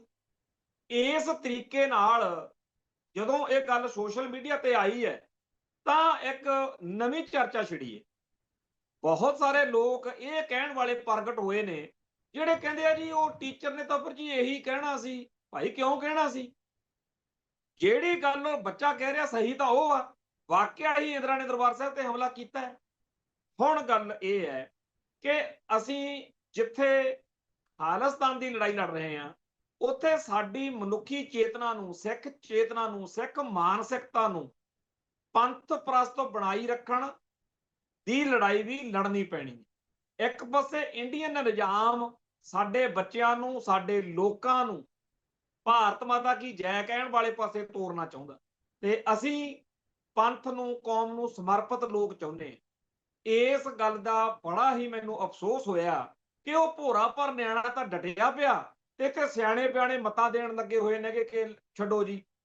ਹੁਣ ਇੱਕ 2007 ਦੀ 6 ਦੀ ਗੱਲ ਆ, 6-7 ਦੀ, ਇੱਥੇ ਗੁਰੂ ਨਾਨਕ ਦੇਵ ਯੂਨੀਵਰਸਿਟੀ ਦਾ ਵਿਦਿਆਰਥੀ ਸੀ ਬੂਟਾ ਸਿੰਘ, ਉਮਰ ਦਰਾਜ਼, ਸਿਆਣਾ ਬਿਆਣਾ, ਚੰਗਾ ਹੋਊਗਾ, 25-30 ਸਾਲ ਤੋਂ ਉੱਪਰ ਉਮਰ ਸੀ। ਪਿੰਡ ਉਹਦਾ ਬੜਾ ਪਿੰਡ ਸੀਗਾ, ਭਾਈ ਕੁਲਵੀਰ ਸਿੰਘ ਬੜਾ ਪਿੰਡ, ਜਿਹੜੇ ਸਾਡੇ ਸਿੱਖ ਸੰਘਰਸ਼ ਦੇ ਹੀਰੋ ਆ, ਉਹਨਾਂ ਵਾਲਾ ਪਿੰਡ। ਬੂਟਾ ਸਿੰਘ ਬੜਾ ਪਿੰਡ ਨੇ ਕਿਤਾਬ ਲਿਖੀ, rise and fall of Khalistan movement, ਖਾਲਿਸਤਾਨੀ ਸੰਘਰਸ਼ ਦਾ ਉਤਰਾਅ ਅਤੇ ਚੜਾਅ। ਉਹ ਦਮਦਮੀ ਟਕਸਾਲ ਵਾਲਿਆਂ ਨੇ ਛਾਪੀ, ਬਾਬੇ ਧੁੰਮੇ ਦੀ ਫੋਟੋ ਲੱਗੀ ਹੋਈ। ਉਹ ਕਿਤਾਬ ਜਦੋਂ ਮੈਂ ਦੇਖੀ, ਮੈਂ ਭਾਈ ਮੋਹਕਮ ਸਿੰਘ ਨੂੰ ਫੋਨ ਕੀਤਾ ਵੀ ਇਹ ਕਿਤਾਬ ਤਾਂ ਸਾਡੀ ਕੌਮ ਦੇ ਬਹੁਤ ਖਿਲਾਫ ਆ। ਇਹ 'ਚ ਲਿਖਿਆ ਬਾਬਾ ਜਰਨੈਲ ਸਿੰਘ ਕਾਂਗਰਸ ਦਾ ਏਜੰਟ ਹੈ, ਇਹ 'ਚ ਲਿਖਿਆ ਭਾਈ ਜਸਵੀਰ ਸਿੰਘ ਰੋਡੇ ਏਜੰਸੀਆਂ ਦਾ ਬੰਦਾ ਸੀ, ਇਹਦੇ 'ਚ ਲਿਖਿਆ ਵੀ ਦਲ ਖਾਲਸਾ ਤੇ ਸਾਰੀਆਂ ਖਾੜਕੂ ਜਥੇਬੰਦੀਆਂ, ਏਜੰਸੀਆਂ, ਜੇ ਉਹ, ਇਹ ਤੁਸੀਂ ਕਿਉਂ ਛਾਪੀ ਆ? ਉਹਨਾਂ ਨੇ ਉਹ ਕਿਤਾਬ, ਜਿਹੜੀ ਇਹਨਾਂ ਦੀ ਆਪਦੀ ਦੁਕਾਨ ਆ ਗੁਰਮਤਿ ਪੁਸਤਕ ਭੰਡਾਰ ਦਰਬਾਰ ਸਾਹਿਬ ਦੇ ਕੋਲੋਂ, ਉਹ ਮੇਰੇ ਕਹਿਣ ਤੇ ਕਹਿਤਾ ਵੀ ਜਿੰਨਾ ਟਾਈਮ ਅਸੀਂ ਨਹੀਂ ਤੈਨੂੰ ਕਹਿੰਦੇ ਕਾਕਾ ਤੂੰ ਅਗਲੀ ਕਿਤਾਬ ਕੋਈ ਵੇਚੀ ਨਹੀਂ। ਮੈਂ ਉਹ ਕਿਤਾਬ ਘਰ ਲਿਆਇਆ ਇੱਥੇ ਤੇ ਮੈਂ ਸਾਰੀ ਉੱਤੇ ਉਹਦੇ ਟਿਕ ਮਾਰ ਕਰਕੇ ਅਗਲੇ ਦਿਨ 35-40 ਨੁਕਤੇ ਜਿਹੜੇ ਸੀ ਉਹ ਮੈਂ ਦੱਸੇ। ਆਖਰ ਉਹ ਕਿਤਾਬ ਜਿਹੜੀ ਆ ਫਿਰ ਟਕਸਾਲ ਨੇ ਵਾਪਸ ਲੈ ਲਈ। ਪਰ ਉਹ ਮੁੰਡਾ ਇੱਕ ਦਿਨ ਸਾਡੇ ਡਿੱਕੇ ਚੜ ਗਿਆ, ਇੱਥੇ ਦਫ਼ਤਰ ਦਲ ਖਾਲਸਾ ਨੂੰ ਲਿਆਂਦਾ।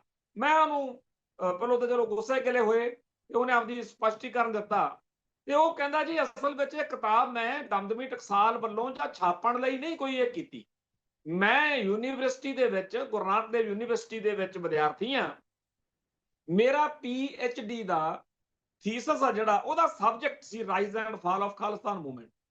ਤੋਂ ਜਿਹੜਾ ਮੇਰਾ ਟੀਚਰ ਜਾਂ ਗਾਈਡ ਕਹਿੰਦੇ ਆ, ਜੋ ਮੈਨੂੰ ਉਹ ਕਹੇਗਾ ਮੈਨੂੰ ਤਾਂ ਉਹ ਲਿਖਣਾ ਪਏਗਾ। ਮੈਂ ਤਾਂ ਉੱਥੇ ਕੋਈ ਆਪਦੇ ਤੌਰ ਤੇ ਤਾਂ ਗੱਲ ਕਰ ਨਹੀਂ ਸਕਦਾ, ਮੈਂ ਸਿੱਖਾਂ ਦਾ ਮੁੰਡਾ ਜੀ, ਮੈਨੂੰ ਸਾਰਾ ਪਤਾ ਵੀ ਇਹ ਗੱਲਾਂ ਗਲਤ ਨੇ, ਪਰ ਮੈਂ ਕੀ ਕਰਾਂ, ਮੇਰੇ ਗਾਈਡ ਨੇ। ਕਿਉਂਕਿ ਇਹ ਗੱਲ ਤਾਂ ਹੈ ਕਿ ਇਹਨਾਂ ਸਾਰੀਆਂ ਭਾਰਤੀ ਯੂਨੀਵਰਸਿਟੀਆਂ ਦੇ ਵਿੱਚ ਪੰਥਕ ਜਾਂ ਸਿੱਖੀ ਦੇ ਪੱਖ ਤੋਂ ਤਾਂ ਗੱਲਾਂ ਆਉਣੀਆਂ ਨਹੀਂ, ਆਉਣੀਆਂ ਤਾਂ ਨੈਗੇਟਿਵ ਗੱਲਾਂ ਨੇ। ਤੇ ਉਹਨੇ ਆਪਦਾ ਪੱਖ ਦੱਸਿਆ, ਕਹਿੰਦਾ, ਮੈਂ ਫਿਰ ਉਹਨੂੰ ਪੁੱਛਿਆ ਤੇ ਉਹ ਕਹਿੰਦਾ ਜੀ ਇਹ ਤਾਂ ਇੱਥੇ ਇਹਨਾਂ ਦੇ ਬਾਬੇ ਦੇ ਬੰਦੇ ਮੈਨੂੰ ਮਿਲੇ, ਉਹਨਾਂ ਨੇ ਕਿਤਾਬ ਛਾਪਣ ਤੋਂ ਲੈ ਲਈ ਤੇ ਮੈਂ ਉਹਨਾਂ ਨੂੰ ਕਿਹਾ ਵੀ ਸੀਗਾ ਵੀ ਇਹ ਕਿਤਾਬ ਠੀਕ ਨਹੀਂ ਹੈਗੀ, ਪਰ ਉਹਨਾਂ ਨੇ ਛਾਪੀ ਆ ਜੀ। ਖੈਰ ਗੱਲ ਇਹ ਹੈ, ਇੱਕ ਪਾਸੇ ਬੂਟਾ ਸਿੰਘ ਬੜਾ ਪਿੰਡ ਵਰਗੇ ਆ ਸਿਆਣੇ ਬਿਆਣੇ ਬੰਦੇ, ਟਕਸਾਲ ਹੈ, ਜਿਹੜੀਆਂ ਇਹੋ ਜਿਹੀਆਂ ਕਿਤਾਬਾਂ ਛਾਪੀ ਜਾਂਦੀ ਹੈ ਜਾਂ ਇਹੋ ਜਿਹੀਆਂ ਕਿਤਾਬਾਂ ਲਿਖੀ ਜਾਂਦੇ ਆ, ਜਿਹੜੀਆਂ ਬਾਬੇ ਜਰਨੈਲ ਸਿੰਘ ਨੂੰ ਜਾਂ ਟਕਸਾਲ ਨਾਲ ਸੰਬੰਧਿਤ ਵੱਡੇ ਜਿਹੜੇ ਨਾਮਵਰ ਉਹਨਾਂ ਦੇ ਆਗੂ ਨੇ ਜਾਂ ਹੋਰ ਗੱਲਾਂ, ਉਹਨਾਂ ਨੂੰ ਉਹ ਬਲੈਕ, ਕਾਲੇ ਰੰਗ 'ਚ ਰੰਗਦੀਆਂ ਨੇ। ਦੂਜੇ ਪਾਸੇ ਆ ਨਿਆਣੇ ਆ ਸਾਡੇ, ਜਿਹੜੇ ਕੋਟਕਪੂਰੇ ਦੇ ਵਿੱਚ ਬਹਿ ਕੇ ਸੱਚੀ ਗੱਲ ਕਰਦੇ ਆ। ਸੋ ਇਹ ਸਾਡੇ ਸਾਰਿਆਂ ਦੇ ਲਈ ਇੱਕ ਬਹੁਤ ਵੱਡੀ ਚਿੰਤਾ ਦਾ ਵਿਸ਼ਾ ਆ। 1984 ਤੋਂ ਪਹਿਲਾਂ, 1947 ਤੋਂ ਲੈ ਕੇ 84 ਦੇ ਵਿਚਾਲੇ ਇੱਕ ਇਹੋ ਜਿਹੀ ਸਾਡੀ ਭੈੜੀ ਭੱਦੀ ਚੇਤਨਾ ਜਾਂ ਮਾਨਸਿਕਤਾ ਬਣੀ ਹੋਈ ਸੀ ਕਿ ਸਾਡੀ ਕੌਮ ਦੇ ਜੋ ਜੁੱਤੀਆਂ ਮਰਜੀ ਉਹ ਮਾਰੀ ਜਾਣ ਦਿੱਲੀ ਵਾਲੇ, ਸਾਡੇ ਬੰਦੇ ਭਾਰਤ ਮਾਤਾ ਕੀ ਜੈ ਨਹੀਂ ਸੀ ਛੱਡਦੇ। ਉਹ ਮੁਲਕ ਤੁਹਾਡੀ ਹੋਂਦ ਹਸਤੀ ਦਾ ਦੁਸ਼ਮਣ ਹੈ, ਉਹ ਮੁਲਕ ਤੁਹਾਡੇ ਧਰਮ ਦਾ, ਬੋਲੀ ਦਾ, ਸੱਭਿਆਚਾਰ ਦਾ ਨਾਸ਼ ਮਾਰਨ ਲਈ ਹਰ ਹੀਲਾ ਵਰਤ ਰਿਹਾ ਹੈ। ਤੇ ਸਾਡੇ ਬੰਦੇ ਕਹਿੰਦੇ ਜੀ ਜੰਗ ਲੱਗੀ ਹੋਈ ਆ, ਉਹਨਾਂ ਨੇ ਕਹਿਤਾ ਸਾਨੂੰ ਸੋਨਾ ਚਾਹੀਦਾ। ਉਹ ਸਾਰੇ ਭਾਰਤ ਨੇ ਉਹਨਾਂ ਸੋਨਾ ਨਹੀਂ ਦਿੱਤਾ, ਇਕੱਲਾ ਇਹਨਾਂ ਸਿੱਖਾਂ ਨੇ, ਪੰਜਾਬੀਆਂ ਨੇ ਦੇ ਦਿੱਤਾ। ਜੇਕਰ ਸਾਰਾ ਭਾਰਤ ਭੁੱਖਾ ਮਰਦਾ ਸੀ ਤਾਂ ਇਹ ਕਹਿੰਦੇ ਜੀ ਸਾਨੂੰ ਦਿਓ, ਅਸੀਂ ਚੱਕ ਦਿਆਂਗੇ ਫੁੱਟੇ। ਤੇ ਅੱਜ ਉਹ ਸਾਰਾ ਭਾਰਤ ਜੁੱਤੀਆਂ ਮਾਰਦਾ। ਫੇਰ ਆ ਗਈ ਹਮ ਦੋ ਹਮਾਰੇ ਦੋ, ਆ ਹੁਣ ਵੋਟਾਂ ਤੋਂ ਚੱਲਦਾ ਹੈਗਾ ਚੱਕਰ ਵੀ ਆ ਜੀ, ਹੁਣ ਨਵੇਂ ਸਿਰਿਓਂ ਹੱਦਬੰਦੀ ਹੋਣੀ ਆ, ਨਵੇਂ ਸਿਰਿਓਂ ਇਲਾਕਿਆਂ ਦੀ ਵੰਡ ਹੋਣੀ ਆ ਕਿ ਕਿਵੇਂ ਵੋਟਾਂ ਜਿਹੜੀਆਂ ਨੇਗੀਆਂ MLA MP ਹਲਕੇ। ਤੇ ਜਿਹੜੇ ਪੰਜਾਬੀਆਂ ਨੇ ਜਾਂ ਸਿੱਖਾਂ ਨੇ ਆਪਦੀ ਆਬਾਦੀ ਘਟਾ ਲਈ, ਉਹਨਾਂ ਨੂੰ ਤਾਂ ਕਹਿੰਦੇ ਤੁਹਾਡੀ ਆਬਾਦੀ ਘੱਟ ਆ, ਸਜ਼ਾ ਮਿਲਣੀ ਹੈ, ਥੋੜੇ ਘਟ ਜਾਣੇ ਆ ਉਹ MLA ਜਾਂ MP। ਤੇ ਇਹਦੇ ਉਲਟ ਜਿਨ੍ਹਾਂ ਯੂਪੀ ਬਿਹਾਰ ਦੇ ਲੋਕਾਂ ਨੇ ਗੱਲ ਨਹੀਂ ਮੰਨੀ, ਜਿਨ੍ਹਾਂ ਨੇ ਆਬਾਦੀ ਵਧਾਈ ਆ, ਉਹਨਾਂ ਨੂੰ ਕਹਿੰਦੇ ਤੁਹਾਡੇ MLA MP ਵੱਧ ਜਾਣੇ। ਸੋ ਇਹ ਮੁਲਕ ਜਿਹੜਾ ਪੈਰ ਪੈਰ ਤੇ ਸਿੱਖੀ ਅਤੇ ਪੰਜਾਬ ਦੇ ਦੁਸ਼ਮਣਾਂ ਵਾਂਗੂ ਵਿਹਾਰ ਕਰਦਾ ਹੈ, ਇਹਦੇ ਹੱਕ 'ਚ ਖੜਨ ਵਾਲੇ ਲੋਕ ਕਾਹਦੇ ਸਿਆਣੇ ਸੀਗੇ ਜੀ? 1984 ਤੱਕ ਜੋ ਕਮਲ ਸਾਡੀ ਕੌਮ ਨੇ ਕੁੱਟਿਆ, ਤੇ ਜੇਕਰ ਕਿਸੇ ਨੇ ਮਾੜੀ ਮੋਟੀ ਗੱਲ ਕਰਨੀ ਵੇਰ ਕੇ ਕਿ ਤੁਸੀਂ ਇੰਡੀਆ ਸਾਡੇ ਨਾਲ ਧੱਕਾ ਕਰਦਾ, ਵਿਤਕਰਾ ਕਰਦਾ ਹੈ, ਵਧੀਕੀ ਕਰਦਾ ਹੈ, ਉਹਨਾਂ ਨੇ ਇੰਨੀ ਕੁ ਗੱਲ ਕਹਿ ਦੇਣੀ, ਲੰਡੂ ਜਿਹਾ ਬਣ ਜਾ ਹੁੰਦਾ ਸੀ ਕੋਈ ਲਾਲਾ, ਉਹਨੇ ਕਹਿ ਦੇਣਾ ਜੀ ਇਹ ਤਾਂ ਫਿਰ ਖਾਲਿਸਤਾਨ ਮੰਗਦੇ ਆ, ਤੇ ਸਾਡੀ ਕੌਮ ਨੇ ਲੇਰਾਂ ਮਾਰਨ ਲੱਗ ਜਾਣਾ, ਨਹੀਂ ਨਹੀਂ ਅਸੀਂ ਦੇਸ਼ ਦੀ ਏਕਤਾ ਤੇ ਅਖੰਡਤਾ ਨੂੰ ਕਦੇ ਐਵੇਂ ਯਕੀਨ ਦਿਵਾਉਂਦੇ ਫਿਰਨਾ। ਤੇ 1984 ਤੋਂ ਬਾਅਦ ਅੱਜ ਸਾਡੀ ਕੌਮ ਖਾਲਿਸਤਾਨ ਤੋਂ ਘੱਟ ਗੱਲ ਨਹੀਂ ਕਰਦੀ, ਹੁਣ ਕਿ ਸਾਡੇ ਲੱਤ ਭੰਨ ਲਈ ਉਹਨਾਂ ਨੇ। ਅੱਜ ਦਰਬਾਰ ਸਾਹਿਬ ਦੇ ਵਿੱਚ ਖਾਲਿਸਤਾਨ ਡੈਕਲਾਰੇਸ਼ਨ ਡੇ ਮਨਾਉਂਦਿਆਂ ਹੋਇਆਂ ਸਿੱਖਾਂ ਨੇ ਸ਼ਰੇਆਮ ਐਲਾਨ ਕੀਤਾ ਹੈ। ਕੀ ਕਰ ਲਿਆ ਉਹਨਾਂ ਨੇ? ਸੋ 1984 ਤੱਕ ਜਿਹੜੀ ਸਾਡੀ ਚੇਤਨਾ ਮਾਨਸਿਕਤਾ ਬਣੀ ਰਹੀ, ਉਹ ਤੋਂ ਖਹਿੜਾ ਛੁਡਾਇਆ ਸਾਡਾ ਦਰਬਾਰ ਸਾਹਿਬ ਤੇ ਹਮਲੇ ਨੇ। ਨਹੀਂ ਤਾਂ ਅੱਜ ਵੀ ਸਾਡੇ ਅੰਦਰ ਭਾਰਤ ਮਾਤਾ ਕੀ ਜੈ ਹੋਣੀ ਸੀ। ਸਾਡੇ 'ਚ ਇਹ ਜਿਹੜੀ ਬਿਮਾਰੀ ਸੀ, ਇਹਨੂੰ ਕੱਢਿਆ ਦਰਬਾਰ ਸਾਹਿਬ ਦੇ ਹਮਲੇ ਨੇ, ਤੇ ਖਾਸ ਤੌਰ ਤੇ ਨਵੰਬਰ 84 ਨੇ। 1984 ਦੇ ਸਾਲ ਨੇ ਸਾਨੂੰ ਅਕਲ ਬੜੀ ਟਿਕਾ ਕੇ ਦਿੱਤੀ, ਉਹ ਸਾਨੂੰ ਆਉਣੀ ਵੀ ਨਹੀਂ ਸੀ। ਖੈਰ, ਅੱਜ ਵੀ ਜਿਹੜੇ ਬੰਦਿਆਂ ਦੇ ਅੰਦਰੋਂ ਇਹ ਬੁਖਾਰ ਨਹੀਂ ਨਿਕਲਦਾ, ਉਹਨਾਂ ਨਾਲ ਲੜਨ ਦੀ ਜਾਂ ਬਹਿਸਣ ਦੀ ਲੋੜ ਨਹੀਂ ਹੈ। ਜਦੋਂ ਗਲ 'ਚ ਟਾਇਰ ਪਿਆ, ਜਦੋਂ ਜੁੱਤੀਆਂ ਪੈਣ ਲੱਗੀਆਂ, ਇੱਥੇ ਕਰਦੇ ਹੁੰਦੇ ਆ ਨਾ ਕਈ, ਆਖੇ ਜੀ ਸਾਨੂੰ ਗੁਲਾਮੀ ਦਾ ਅਹਿਸਾਸ ਕਰਾਇਆ ਜਾ ਰਿਹਾ, ਉਹ ਤਾਂ ਕਰਵਾ ਰਹੇ ਨੇ, ਤੁਸੀਂ ਕਾਹਤੋਂ ਨਹੀਂ ਕਰਦੇ ਫਿਰ? ਅੱਜ ਵੀਡੀਓ ਦੇਖ ਰਿਹਾ ਸੀ ਮੈਂ ਹਿਮਾਚਲ ਪ੍ਰਦੇਸ਼ ਦੀ, ਉੱਥੇ ਇੱਕ ਸਿੱਖ ਦੇ ਮਗਰ 35-40 ਪਏ ਹੋਏ ਨੇਗੇ ਹਿਮਾਚਲੀਏ। ਵੈਸੇ ਤਾਂ ਪਿਛਲੇ 5-7 ਸਾਲਾਂ ਤੋਂ ਹਰ ਸਾਲ ਗਰਮੀ ਦੇ ਸੀਜ਼ਨ ਵਿੱਚ ਪੰਜਾਬ ਦੇ ਸਿੱਖਾਂ ਨੂੰ ਹਿਮਾਚਲ ਦੇ ਵਿੱਚ ਛੱਤਰ ਫਿਰਦਾ, ਪਰ ਇਹ ਭੱਜ ਭੱਜ ਕੇ ਉੱਥੇ ਜਾਂਦੇ ਆ। ਇਹ ਨਹੀਂ ਵੀ ਜਾਣਾ ਨਹੀਂ ਚਾਹੀਦਾ, ਜਾਓ, ਪਰ ਉੱਥੇ ਕੁਝ ਕਰਕੇ ਆਓ ਨਾ, ਐਵੇਂ ਜੁੱਤੀਆਂ ਖਾ ਕੇ ਆ ਜਾਂਦੇ ਹੋ। ਇਹਦੇ ਉਲਟ ਕਸ਼ਮੀਰ ਦੇ ਵਿੱਚ ਤੁਹਾਨੂੰ ਲੋਕ ਵੈਲਕਮ ਕਰਦੇ ਆ, ਉਹਨਾਂ ਨੂੰ ਪਤਾ ਵੀ ਇਹ ਸਾਡੇ ਵਰਗੇ ਨੇ ਵਿਚਾਰੇ, ਸਿੱਖ ਅਤੇ ਕਸ਼ਮੀਰੀ ਦੋਨੇ ਦਿੱਲੀ ਦੇ ਸਤਾਏ ਹੋਏ ਨੇ, ਬ੍ਰਾਹਮਣਵਾਦ ਦੇ ਸਤਾਏ ਹੋਏ ਨੇ, ਇੱਧਰ ਜਾਂਦੇ ਆ, ਹਰ ਸਾਲ ਛਿੱਤਰ ਖਾਂਦੇ ਆ। ਹੁਣ ਜਦੋਂ ਵੀ ਕੁੱਟ ਕਟਾਪਾ ਹੁੰਦਾ, ਜਾਂ ਸਾਰੇ ਭਾਰਤ ਵਿੱਚ ਜਦੋਂ ਕਿਸੇ ਨੂੰ ਲਾਹ ਕੇ ਟਰੱਕ ਚੋਂ ਕੁੱਟਦੇ ਆ, ਜਾਂ ਕੋਈ ਹੋਰ ਮਾੜੀ ਗੱਲ ਵਾਪਰਦੀ ਹੈ, ਅਜੇ ਇਹ ਗੱਲ ਹੋਰ ਵਧਣੀ ਹੈ। ਤੁਹਾਡੇ ਸਾਹਮਣੇ ਆ, ਮੁਸਲਮਾਨਾਂ ਦੀ ਆਬਾਦੀ ਬੜੀ ਆ ਭਾਰਤ 'ਚ, ਬਹੁਤ ਵੱਡੀ ਆਬਾਦੀ, ਪਰ ਅਗਲੇ ਖੰਭੇ ਨਾਲ ਬੰਨ ਕੇ ਛੱਤਰ ਫੇਰ ਕੇ ਕਹਿੰਦੇ ਆ, ਕਹਿ ਜੈ ਸ਼੍ਰੀ ਰਾਮ, ਜੈ ਸੀਤਾਰਾਮ ਕਹਿ। ਉਹ ਆਪਣਾ ਅਜੇ ਸੱਚੇ ਪਾਤਸ਼ਾਹ ਨੇ ਆਪਣੇ 'ਚ ਕਣ ਹੈਗਾ, ਉਹਨਾਂ ਨੂੰ ਪਤਾ ਹੈਗਾ ਵੀ ਇਹ ਕੀ ਕਰਦੇ ਹੁੰਦੇ ਆ। ਪਰ ਜਿਹੜੇ ਲੋਕ ਜਦੋਂ ਛੱਤਰ ਪੈਂਦਾ ਉਦੋਂ ਕਹਿੰਦੇ ਨੇ ਕੌਮ ਕਿੱਥੇ ਆ, ਸਾਡੀ ਕੋਈ ਬਾਹ ਨਹੀਂ ਫੜਦਾ, ਤੇ ਜਦੋਂ ਭਾਈ ਖਾਲਿਸਤਾਨ ਦੀ ਗੱਲ ਹੁੰਦੀ ਆ ਉਦੋਂ ਕਾਹਤੋਂ ਫਿਰ ਭਾਰਤ ਮਾਤਾ ਕੀ ਜੈ ਵਾਲੇ ਪਾਸੇ ਨੂੰ ਭੱਜਦੇ ਹੋ? ਦੋਗਲਾ ਬਣਨਾ ਨਾ ਕਰੋ। ਜਿੱਦਣ ਸਿੱਖਾਂ ਨੇ ਇਹ ਕਹਿਣਾ ਸ਼ੁਰੂ ਕਰਤਾ ਵੀ ਹਾਂ ਹੈਗੇ ਆ ਖਾਲਿਸਤਾਨੀ, ਫੇਰ ਦੇਖੋ ਭੱਜਦੇ। ਇਹ ਡਰਦਿਆਂ ਨੂੰ ਵੀ ਡਰਾਉਂਦੇ ਆ ਜਦੋਂ ਤੁਸੀਂ ਸਪਸ਼ਟੀਕਰਨ ਦੇਣ ਬਹਿ ਜਾਂਦੇ ਹੋ। ਤੋਂ ਕੁੱਲ ਮਿਲਾ ਕੇ ਜਿਹੜਾ ਅੱਜ ਦਾ ਇਹ ਦੌਰ ਆ, ਇਹਦੇ ਵਿੱਚ ਲੜਾਈ ਜਿਹੜੀ ਆ ਉਹ ਇਕੱਲੇ ਹਥਿਆਰਾਂ ਦੀ ਨਹੀਂ ਹੁੰਦੀ, ਵਿਚਾਰਾਂ ਦੀ ਵੀ ਹੁੰਦੀ ਹੈ। ਜਾਗਦੇ ਰਹਿਣਾ ਬੜਾ ਜ਼ਰੂਰੀ ਹੈ, ਤੇ ਜਾਗਦਿਆਂ ਦੀਆਂ ਕੱਟੀਆਂ ਹੁੰਦੀਆਂ ਤੇ ਸੁੱਤਿਆਂ ਦੇ ਫਿਰ ਕੱਟੇ ਹੁੰਦੇ ਆ। ਤੁਹਾਡੇ ਸਾਹਮਣੇ ਆ, ਪਿਛਲੇ ਦਿਨੀ ਸਾਹਿਬ ਸ੍ਰੀ ਗੁਰੂ ਗ੍ਰੰਥ ਸਾਹਿਬ ਜੀ ਦੇ ਸਤਿਕਾਰ ਨੂੰ ਮੁੱਖ ਰੱਖ ਕੇ ਇੱਕ ਕਾਨੂੰਨ ਬਣਾਇਆ ਗਿਆ। ਉਦੋਂ ਸਾਰੀ ਕੌਮ ਸ਼੍ਰੋਮਣੀ ਕਮੇਟੀ ਵੱਲ, ਅਕਾਲ ਤਖਤ ਸਾਹਿਬ ਵੱਲ ਦੇਖਦੀ ਰਹੀ। ਇਹਨਾਂ ਨੇ ਸਵਾਗਤ ਵੀ ਕਰਤਾ ਬਾਅਦ 'ਚ। ਹੁਣ ਖਬਰ ਆਈ ਆ ਵੀ ਅਕਾਲ ਤਖਤ ਸਾਹਿਬ ਨੇ ਗਿਆਨੀ ਕੁਲਦੀਪ ਸਿੰਘ ਗੜਗੱਜ ਨੇ 3 ਮਈ ਨੂੰ ਕੱਟ ਰੱਖਿਆ। ਹੁਣ 3 ਮਈ ਨੂੰ ਕੱਟ ਰੱਖਿਆ, ਇੱਕ ਤਾਂ ਕਹਿੰਦੇ ਭਾਈ ਰਾਜੋਆਣੇ ਦੀ ਜਿਹੜੀ ਚਿੱਠੀ ਆਈ ਹੋਈ ਹੈ ਵੀ ਮੇਰੀ ਫਾਂਸੀ ਦੇ ਖਿਲਾਫ ਜਿਹੜਾ ਤੁਸੀਂ ਸ਼੍ਰੋਮਣੀ ਕਮੇਟੀ ਵਾਲਿਆਂ ਨੇ ਪਾਇਆ ਹੋਇਆ ਉੱਥੇ ਪੰਗਾ, ਉਹਨੂੰ ਖਤਮ ਕਰਾਓ, ਚੜਾ ਦੇਣ ਮੈਨੂੰ ਫਾਂਸੀ। ਉਧਰੋਂ ਤਾਂ ਅਮਿਤ ਸ਼ਾਹ ਬੜਕਾ ਮਾਰਦਾ ਬਈ ਮਾਫੀ ਨਹੀਂ ਮੰਗਦੇ ਜੀ, ਲਾਤੇ ਉਠਾਉਂਦੇ ਨਹੀਂ ਨਿੰਗਦੇ। ਉਧਰੋਂ ਆਰਪੀ ਸਿੰਘ ਕਰਕੇ ਬੀਜੇਪੀ ਦੇ ਤੋਤੇ, ਉਹ ਭੌਂਕਦੇ ਫਿਰਦੇ ਆ, ਅਖੇ ਜੀ ਗਲਤੀ ਮੰਨ ਲੈਣੀ ਚਾਹੀਦੀ ਹੈ। ਤੇ ਤੀਜੇ ਪਾਸੇ ਸ਼੍ਰੋਮਣੀ ਕਮੇਟੀ ਵਾਲੇ, ਇਹਨਾਂ ਨੂੰ ਤਾਂ ਚਾਹੀਦਾ ਕਿ ਚੁੱਪ ਕਰਕੇ ਉੱਥੇ ਕਹਿ ਦੇਣ ਜੀ ਚੜਾ ਦਿਓ ਫਾਂਸੀ। ਜਿੱਥੇ ਆਪਾਂ ਭਾਈ ਜਿੰਦੇ ਸੁੱਖੇ ਦੀ, ਭਾਈ ਸਤਵੰਤ ਸਿੰਘ ਕੇਹਰ ਸਿੰਘ ਦੀ ਤੇ ਭਾਈ ਦਿਲਾਵਰ ਸਿੰਘ ਦੀ ਯਾਦ ਮਨਾਉਂਦੇ ਆ, ਉੱਥੇ ਭਾਈ ਰਾਜੋਆਣ ਦੀ ਮਨਾ ਲਿਆ ਕਰਾਂਗੇ।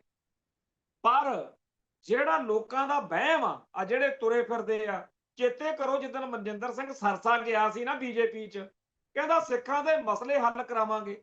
ਸਾਡੇ ਬਾਬਾ ਧੁੰਮਾ ਜੀ ਵੀ ਫਰਮਾਉਂਦੇ ਹੁੰਦੇ ਆ ਸਿੱਖਾਂ ਦੇ ਮਸਲੇ ਹੱਲ ਆ ਜਿਹੜਾ ਲਾਲਪੁਰਾ, ਸੋ ਕੋਈ ਲਾਲਪੁਰਾ, ਕੋਈ ਪੀਲਾਪੁਰਾ, ਕੋਈ ਕਾਲਾਪੁਰਾ, ਬੜੇ ਤੁਰੇ ਫਿਰਦੇ, ਕੋਈ ਸਾਧ ਬਾਬੇ, ਕੋਈ ਹੋਰ ਲੰਡੂ ਲੜੱਪੇ। ਇਹ ਸਾਰੇ ਸਿੱਖ ਜਿਹੜੇ ਬੀਜੇਪੀ ਦੇ ਝੰਡੇ ਚੱਕੀ ਫਿਰਦੇ ਆ, ਜਿਹੜੇ ਸਾਨੂੰ ਮਤਾਂ ਦਿੰਦੇ ਆ ਕਿ ਤੁਹਾਨੂੰ ਅਕਲ ਨਹੀਂ, ਸਟੇਟ ਨਾ ਬਣਾ ਕੇ ਰੱਖਣੀ ਚਾਹੀਦੀ ਆ, ਉਹਨਾਂ ਦੇ ਗਲ 'ਚ ਆਪੇ ਹੀ ਬਿਪਤਾ ਪੈ ਜੂ ਜਦੋਂ ਸ਼੍ਰੋਮਣੀ ਕਮੇਟੀ ਆਪਦਾ ਵਾਪਸ ਲੈ ਲੂ ਜਿਹੜੀ ਪਟੀਸ਼ਨ ਪਾਈ ਹੈ ਭਾਈ ਰਾਜੋਆਣੇ ਦੇ ਮਸਲੇ ਦੇ ਉੱਤੇ। ਸਟੇਟ ਅਤੇ ਬੀਜੇਪੀ ਦੇ ਸਿੱਖਾਂ ਦੇ ਗਲ 'ਚ ਪਾਓ ਗੱਲ, ਐਵੇਂ ਆਪਾਂ ਵਿਚਾਲੇ ਸਿੰਘ ਫਸਾਏ ਨੇ। ਅਗਲੀ ਗੱਲ, ਜਿਹੜਾ ਸਾਹਿਬ ਸ੍ਰੀ ਗੁਰੂ ਗ੍ਰੰਥ ਸਾਹਿਬ ਜੀ ਦੇ ਸਤਿਕਾਰ ਲਈ ਕਾਨੂੰਨ ਬਣਾਇਆ, ਉਹਦੇ ਬਾਰੇ ਜਿੰਨੇ ਵਿਚਾਰਵਾਨ ਨੇ ਉਹਨਾਂ ਸਾਰਿਆਂ ਦੇ ਵਿਚਾਰ ਉਲਟ ਨੇ, ਆਪਸ ਵਿੱਚ ਹੀ ਮਿਲਦੇ ਨਹੀਂ। ਬਹੁਤੇ ਲੋਕਾਂ ਦਾ ਇਹੀ ਮੰਨਣਾ ਕਿ ਇਹ ਕਾਨੂੰਨ ਸਿੱਖ ਜਗਤ ਲਈ ਘਾਤਕ ਸਾਬਤ ਹੋਵੇਗਾ। ਪਰ ਕਰੀਏ ਕੀ? ਜਿਹੜਾ ਵੀ ਇਹ ਗੱਲ ਦੱਸਣ ਦੀ ਕੋਸ਼ਿਸ਼ ਕਰਦਾ ਉਹਦੇ ਦੁਆਲੇ ਹੋ ਜਾਂਦੇ ਆ, ਉਹਨੂੰ ਕਹਿੰਦੇ ਤੂੰ ਬੋਲਣਾ ਹੀ ਨਹੀਂ। ਖੈਰ, ਜਿਹੜੀ ਅਕਾਲ ਤਖਤ ਸਾਹਿਬ ਤੇ ਮੀਟਿੰਗ ਰੱਖੀ ਹੈ ਉਹਦੇ ਵਿੱਚੋਂ ਕੀ ਨਿਕਲਦਾ ਉਹ ਗੱਲ ਤਾਂ ਬਾਅਦ ਦੀ ਹੈ, ਪਰ ਇਹ ਗੱਲ ਪੱਕੇ ਤੌਰ ਤੇ ਆ ਕਿ ਇੰਡੀਅਨ ਸਟੇਟ ਨੇ ਇਹ ਸਾਰਾ ਕੁਝ ਜਿਹੜਾ ਸਾਡੇ ਸਾਹਿਬ ਸ੍ਰੀ ਗੁਰੂ ਗ੍ਰੰਥ ਸਾਹਿਬ ਜੀ ਤੇ ਹਮਲੇ ਹੋ ਰਹੇ ਨੇ, ਆਪਾਂ ਸ਼ਬਦ ਬੇਅਦਬੀ ਵਰਤੀ ਜ਼ਰੂਰ ਜਾਂਦੇ ਆ, ਪਰ ਸੱਚਾਈ ਇਹ ਆ ਕਿ ਹਮਲੇ ਨੇ। ਇਹਨਾਂ ਹਮਲਿਆਂ ਦੇ ਬਾਰੇ ਜੇਕਰ ਕੋਈ ਇਹ ਸੋਚਦਾ ਵੀ ਕਾਨੂੰਨ ਬਣਾਤਾ ਤੇ ਹੁਣ ਨਹੀਂ ਹੋਣਗੇ, ਆਮ ਆਦਮੀ ਪਾਰਟੀ ਦੇ ਲੀਡਰ ਖਾਸ ਤੌਰ ਤੇ ਭਗਵੰਤ ਮਾਨ ਹੁਣੀ ਬੜੇ ਦਮ ਗੱਜੇ ਮਾਰਦੇ ਆ। ਉਹ ਕਹਿੰਦੇ ਕੋਈ ਯਾਤਰਾ ਵੀ ਸ਼ੁਰੂ ਕਰਨੀ ਆ, ਅਸੀਂ ਗੁਰਦੁਆਰਿਆਂ 'ਚ ਮੱਥੇ ਟੇਕਣ ਜਾਣਾ ਜੀ, ਹੁਣ ਵੀ ਅਸੀਂ ਕਾਨੂੰਨ ਬਣਾਇਆ, ਅਸੀਂ ਸੇਵਾ ਬੜੀ ਵੱਡੀ ਕਰਤੀ। ਪਰ ਸੱਚਾਈ ਇਹ ਆ ਕਿ ਇੰਡੀਅਨ ਸਟੇਟ ਦੇ ਇਹ ਪੁਰਜੇ ਜਿਹੜੇ ਦਰਬਾਰ ਸਾਹਿਬ ਦੇ ਵਿੱਚ ਆ ਕੇ ਹਮਲਾ ਕਰਨ ਆ ਸਕਦਾ ਜੀ, ਉਹ ਅੱਜ ਤੱਕ ਨਹੀਂ ਦੱਸਿਆ ਸਰਕਾਰ ਨੇ। ਕਿਉਂ ਦੱਸਣ ਉਹ ਕਿ ਕੌਣ ਸੀ, ਕਿੱਥੋਂ ਦਾ ਸੀ ਉਹ? ਸੋ ਇਹ ਹਮਲੇ ਸਟੇਟ ਕਰਵਾ ਰਹੀ, ਤੇ ਜਿਹੜੀਆਂ ਕਰਤੂਤਾਂ ਸਟੇਟ ਕਰਵਾਉਂਦੀ ਹੁੰਦੀ ਹੈ, ਕਈ ਇਹੋ ਜਿਹੀਆਂ ਵਾਰਦਾਤਾਂ, ਕਈ ਇਹੋ ਜਿਹੀਆਂ ਘਟਨਾਵਾਂ ਹੁੰਦੀਆਂ ਜਿਹਦੇ ਬਾਰੇ ਸਿਆਣੇ ਬੰਦੇ ਲੱਖਣ ਲਾ ਲੈਂਦੇ ਆ ਕਿ ਇਹ ਕਿਸੇ ਏਜੰਸੀ ਦਾ ਕੰਮ ਹੋਣ। ਜਿਹੜੀ ਗੱਲ ਦੀ ਕੋਈ ਸਮਝ ਨਾ ਲੱਗੇ, ਜਿਹੜੀ ਗੱਲ ਦੇ ਭਾਵ ਅਰਥ ਜਾਂ ਘਟਨਾ ਦਾ, ਉਹ ਕਹਿੰਦੇ ਏਜੰਸੀਆਂ ਦਾ ਕੰਮ। ਸੋ ਇਹ ਭਾਰਤੀ ਖੁਫੀਆ ਏਜੰਸੀਆਂ ਦੀ ਡਿਊਟੀ ਹੈ। ਹੋ ਸਕਦਾ ਜਿਵੇਂ ਮਲੋਆ ਕ੍ਰਿਸ਼ਨ ਧਰ ਨੇ ਕਿਤਾਬ ਲਿਖੀ ਹੈ, ਉਵੇਂ ਕਦੇ ਕੋਈ ਕਿਤਾਬ ਸਾਹਮਣੇ ਆਵੇ ਜਿਹਦੇ ਵਿੱਚ ਕੋਈ ਅਫਸਰ ਲਿਖੇ ਕਿ ਇਹ ਪ੍ਰੋਜੈਕਟ ਮੈਨੂੰ ਦਿੱਤਾ ਗਿਆ ਸੀ, ਫਿਰ ਮੈਂ ਫਲਾਨੀ ਬੇਅਦਬੀ ਐਂ ਕਰਾਈ, ਫਲਾਨੇ ਤੋਂ ਆਹ ਕਰਾਇਆ। ਇਹ ਸਾਰਾ ਕੁਝ ਚਾਹੇ ਉਹ ਡੇਰੇ ਸਰਸੇ ਰਾਹੀਂ ਤੇ ਚਾਹੇ ਹੋਰ, ਇਹ ਸਾਰੇ ਜਿਹੜੇ ਹਮਲੇ ਆ ਇਹ ਕਾਨੂੰਨਾਂ ਕਨਾਨਾਂ ਨਾਲ, ਚਲੋ ਠੀਕ ਆ, ਕਾਨੂੰਨ ਬਣਾਉਣ ਵਾਲਿਆਂ ਨੂੰ ਵੀ ਆਪਦਾ ਚਸਕਾ ਪੂਰਾ ਕਰ ਲਿਆ, ਪਰ ਸੱਚਾਈ ਇਹ ਆ ਕਿ ਜਿਸ ਦੁਸ਼ਮਣ ਨਾਲ ਤੁਹਾਡਾ ਵਾਹ ਪਿਆ ਹੋਇਆ ਉਹ ਹੈ ਹੀ ਇਹੋ ਜਿਹੇ। ਸੋਚੋ ਤੁਸੀਂ, ਜੇ ਕਿਤੇ ਖਾਲਿਸਤਾਨ ਬਣ ਗਿਆ, ਉਸ ਤੋਂ ਬਾਅਦ ਵਿੱਚ ਭਾਰਤੀ ਖਿੱਤੇ 'ਚ ਖਾਲਿਸਤਾਨ ਤੋਂ ਬਾਹਰ ਜਿੱਥੇ ਜਿੱਥੇ ਵੀ ਇਹਨਾਂ ਲਾਲਿਆਂ ਦੇ ਨਿਸ਼ਾਨੇ ਤੇ ਗੁਰੂ ਗ੍ਰੰਥ ਸਾਹਿਬ ਹੋਣਗੇ, 1984 ਦੇ ਨਵੰਬਰ ਮਹੀਨੇ ਵਿੱਚ ਦਿੱਲੀ ਦੇ ਵਿੱਚ ਗੁਰਦੁਆਰਾ ਸੀਸਗੰਜ ਸਾਹਿਬ, ਜਿਹੜਾ 9ਵੇਂ ਪਾਤਸ਼ਾਹ ਦੇ ਉਸ ਮਹਾਨ ਕਾਰਨਾਮੇ ਸ਼ਹਾਦਤ, ਉਹ ਸ਼ਹਾਦਤ ਜਿਹਦੇ ਬਾਰੇ ਤਿਲਕ ਤੇ ਜਨੇਊ ਦੀ ਰਾਖੀ ਲਈ, ਜਿਹਦੇ ਬਾਰੇ ਆਪ ਪਿੱਟਦੇ ਫਿਰਦੇ ਆ ਕਿ ਜੀ ਸਾਡੇ ਧਰਮ ਨੂੰ ਬਚਾਉਣ ਲਈ, ਤੇ ਇਹਨਾਂ ਨੇ ਉਦੋਂ ਕੀ ਕੀਤਾ ਸੀ? ਇਹਨਾਂ ਨੇ ਸੀਸਗੰਜ ਗੁਰਦੁਆਰੇ ਨੂੰ ਅੱਗਾ ਲਾਈ। ਇਹਨਾਂ ਨੇ ਬੇਅੰਤ ਗੁਰਦੁਆਰੇ ਨਿਸ਼ਾਨੇ ਬਣਾਏ, ਸਾਹਿਬ ਸ੍ਰੀ ਗੁਰੂ ਗ੍ਰੰਥ ਸਾਹਿਬ ਦੇ ਸਰੂਪਾਂ ਨੂੰ ਨਿਸ਼ਾਨਾ ਬਣਾਇਆ। ਇਸ ਮੌਕੇ ਗੁਰਦੁਆਰਾ ਮਟਨ ਕਸ਼ਮੀਰ ਦੇ ਵਿੱਚ ਹੈ, ਅਨੰਤਨਾਗ ਦੇ ਵਿੱਚ, ਗੁਰਦੁਆਰਾ ਡਾਂਗਮਾਰ ਸਾਹਿਬ ਸਿੱਕਮ ਦੇ ਵਿੱਚ, ਗਵਾਲੀਅਰ ਦੇ ਵਿੱਚ ਗੁਰਦੁਆਰਾ ਕਿਲੇ ਦੇ ਵਿੱਚ, ਤੇ ਜਗਨਨਾਥਪੁਰੀ ਵਾਲਾ ਗੁਰਦੁਆਰਾ ਹਰਕੀ ਪੌੜੀ ਵਾਲਾ, ਘੱਟੋ ਘੱਟ 500 ਤੋਂ ਉੱਪਰ ਗੁਰਦੁਆਰੇ ਆ ਜਿਹੜੇ ਲਾਲਿਆਂ ਨੇ ਦੱਬੇ ਹੋਏ ਨੇ, ਹਿੰਦੂਆਂ ਨੇ ਦੱਬੇ ਹੋਏ ਨੇ। ਇਹ ਕਹਿੰਦੇ ਆ ਜੀ ਭਾਰਤ ਮਾਤਾ ਕੀ ਜੈ, ਸਾਡੇ ਬੰਦੇ ਕਰੀ ਜਾਂਦੇ। ਜਿਹੜਾ ਮੁਲਕ, ਜਿਹੜੀ ਕੌਮ ਅੱਜ ਨਹੀਂ ਤੁਹਾਡੇ ਗੁਰਦੁਆਰਿਆਂ ਦੇ ਉੱਤੇ ਹਮਲੇ ਕਰਨੋਂ ਹਟਦੀ, ਜਦੋਂ ਖਾਲਿਸਤਾਨ ਬਣ ਗਿਆ ਤੇ ਜਿਹੜੇ ਇਲਾਕੇ ਇਹਨਾਂ ਦੇ ਅਧੀਨ ਰਹਿ ਗਏ ਉੱਥੇ ਕਰਤੂਤਾਂ ਦੇਖਿਓ ਇਹ ਕੀ ਕਰਦੇ। ਫਿਰ ਆ ਜਿਹੜੇ ਅੱਜ ਹਿੰਦੂ ਸਿੱਖ ਏਕਤਾ ਦਾ ਢੋਲ ਵਜਾਉਂਦੇ ਫਿਰਦੇ ਆ ਨਾ, ਇਹ ਆਪ ਪਿੱਟਣਗੇ, ਆਪ ਕਹਿਣਗੇ ਵੀ ਸਾਨੂੰ ਤਾਂ ਪਤਾ ਹੀ ਨਹੀਂ ਸੀ ਇੰਨੇ ਗੰਦੇ। ਇਹ ਭਾਈ 1984 ਤੋਂ ਪਹਿਲਾਂ, ਨਵੰਬਰ ਤੋਂ ਪਹਿਲਾਂ ਦਿੱਲੀ 'ਚ ਬਥੇਰੇ ਸੀ ਇਹੋ ਜਿਹੇ ਜਿਹੜੇ ਸਮਝਦੇ ਸੀਗੇ ਪੰਜਾਬ ਵਾਲੇ ਸਿੱਖ ਐਵੇਂ ਪਿੱਟੀ ਜਾਂਦੇ ਆ, ਐਵੇਂ ਕਹੀ ਜਾਂਦੇ ਆ ਦਰਿਆਈ ਪਾਣੀ ਲੈਣੇ ਆ, ਚੰਡੀਗੜ੍ਹ ਲੈਣਾ, ਸੰਤ ਭਿੰਡਰਾਂ ਵਾਲੇ ਐਂ ਕਾਹਤੋਂ ਕਰਦੇ ਆ, ਫੈਡਰੇਸ਼ਨ ਐਂ ਕਾਹਤੋਂ ਕਰਦੀ ਆ, ਸਾਡਾ ਤਾਂ ਜੀ 9 ਮਾਸ ਦਾ ਰਿਸ਼ਤਾ। ਤੇ ਜਦੋਂ ਗਲਾਂ 'ਚ ਪਏ ਟਾਇਰ, ਜਦੋਂ ਗਵਾਂਢੀ ਲਾਲੇ ਨੇ ਨਿੱਕੀ ਮਾਸੂਮ ਬਾਲੜੀ ਜਿਹੜੀ ਉਹਨੂੰ ਚਾਚਾ ਚਾਚਾ ਕਰਦੀ ਸੀ, ਤੇ ਜਿਹੜੀ ਬਜ਼ੁਰਗ ਮਾਈ, ਇਹ ਸਾਰਾ ਕੁਝ ਜਦੋਂ ਵਾਪਰਿਆ, ਉਦੋਂ ਚੇਤਾ ਆਇਆ ਵੀ ਹੈ ਇਹ ਇੰਨੇ ਗੰਦੇ ਨੇ। ਇਹ ਕੌਮ ਜਿਹਨੇ ਪਿਛਲੀਆਂ 5 ਸਦੀਆਂ ਦੇ ਵਿੱਚ ਸਰਦਾਰ ਹਰਿੰਦਰ ਸਿੰਘ ਮਹਿਬੂਬ ਦੀ ਬਹੁਤ ਵੱਡੀ ਇਹ ਗੱਲ ਹੈ, ਉਹਨਾਂ ਦੀ ਇਹ ਟਿੱਪਣੀ, ਇਹ ਦਲੀਲ, ਇਹ ਤਰਕ, ਇਹ ਸੱਚਾਈ ਕਿ ਸਿੱਖੀ ਅਤੇ ਸਿੱਖਾਂ ਉੱਤੇ ਪਿਛਲੀਆਂ 5 ਸਦੀਆਂ ਵਿੱਚ ਜਦੋਂ ਵੀ ਹਮਲਾ ਹੋਇਆ, ਉਹਦੇ ਪਿੱਛੇ ਸਿੱਧਾ ਜਾਂ ਅਸਿੱਧਾ ਹਿੰਦੂਆਂ ਦਾ ਹੱਥ ਜ਼ਰੂਰ ਨਿਕਲੇ। ਸੋ ਜਿਹੜੇ ਸਾਡੇ ਭਰਾ ਅਜੇ ਵੀ ਇਸ ਡੁਗਡੁਗੀ ਖੜਕਾਈ ਜਾਂਦੇ ਆ, ਹਿੰਦੂ ਸਿੱਖ ਏਕਤਾ, ਸਮਝ ਨਹੀਂ ਲੱਗਦੀ। ਕਹਿੰਦੇ ਹੁੰਦੇ ਆ ਮੱਕਿਓਂ ਪਰਾਂ ਮੁਸਲਮਾਨ ਨੂੰ ਉਜਾੜ ਹੈ, ਤੇ ਸਾਡੇ ਧਰਮ ਦੇ ਕੇਂਦਰੀ ਸਥਾਨ ਤੇ ਹਮਲਾ ਕਰਕੇ, ਇੱਥੇ ਲਾਸ਼ਾਂ ਦਾ ਢੇਰ ਲਾ ਕੇ, ਸਾਰੇ ਭਾਰਤ ਵਿੱਚ ਸਿੱਖਾਂ ਦੀ ਨਸਲਕੁਸ਼ੀ ਕਰਕੇ, ਲਾਵਾਰਸ ਲਾਸ਼ਾਂ, ਝੂਠੇ ਮੁਕੱਦਮੇ, ਝੂਠੇ ਮੁਕਾਬਲੇ, ਕੀ ਨਹੀਂ ਵਾਪਰਿਆ। ਸਿੱਖਾਂ ਦੀ ਨਸਲਕੁਸ਼ੀ ਹੋ ਰਹੀ ਹੈ, ਤੇ ਸਾਡੀ ਕੌਮ ਦੇ ਇਹ ਬੰਦੇ ਜਿਹੜੇ ਅੱਜ ਉਹ ਭੋਰਾ ਪਰ ਨਿਆਣੇ ਨੂੰ ਹੀ ਲੱਗੇ ਪਏ ਨੇ, ਕਹਿੰਦੇ ਜੀ ਕੋਟਕਪੂਰੇ ਦੇ ਵਿੱਚ ਸਕੂਲ 'ਚ ਉਹਨੂੰ ਐ ਨਹੀਂ ਸੀ ਕਹਿਣਾ ਚਾਹੀਦਾ।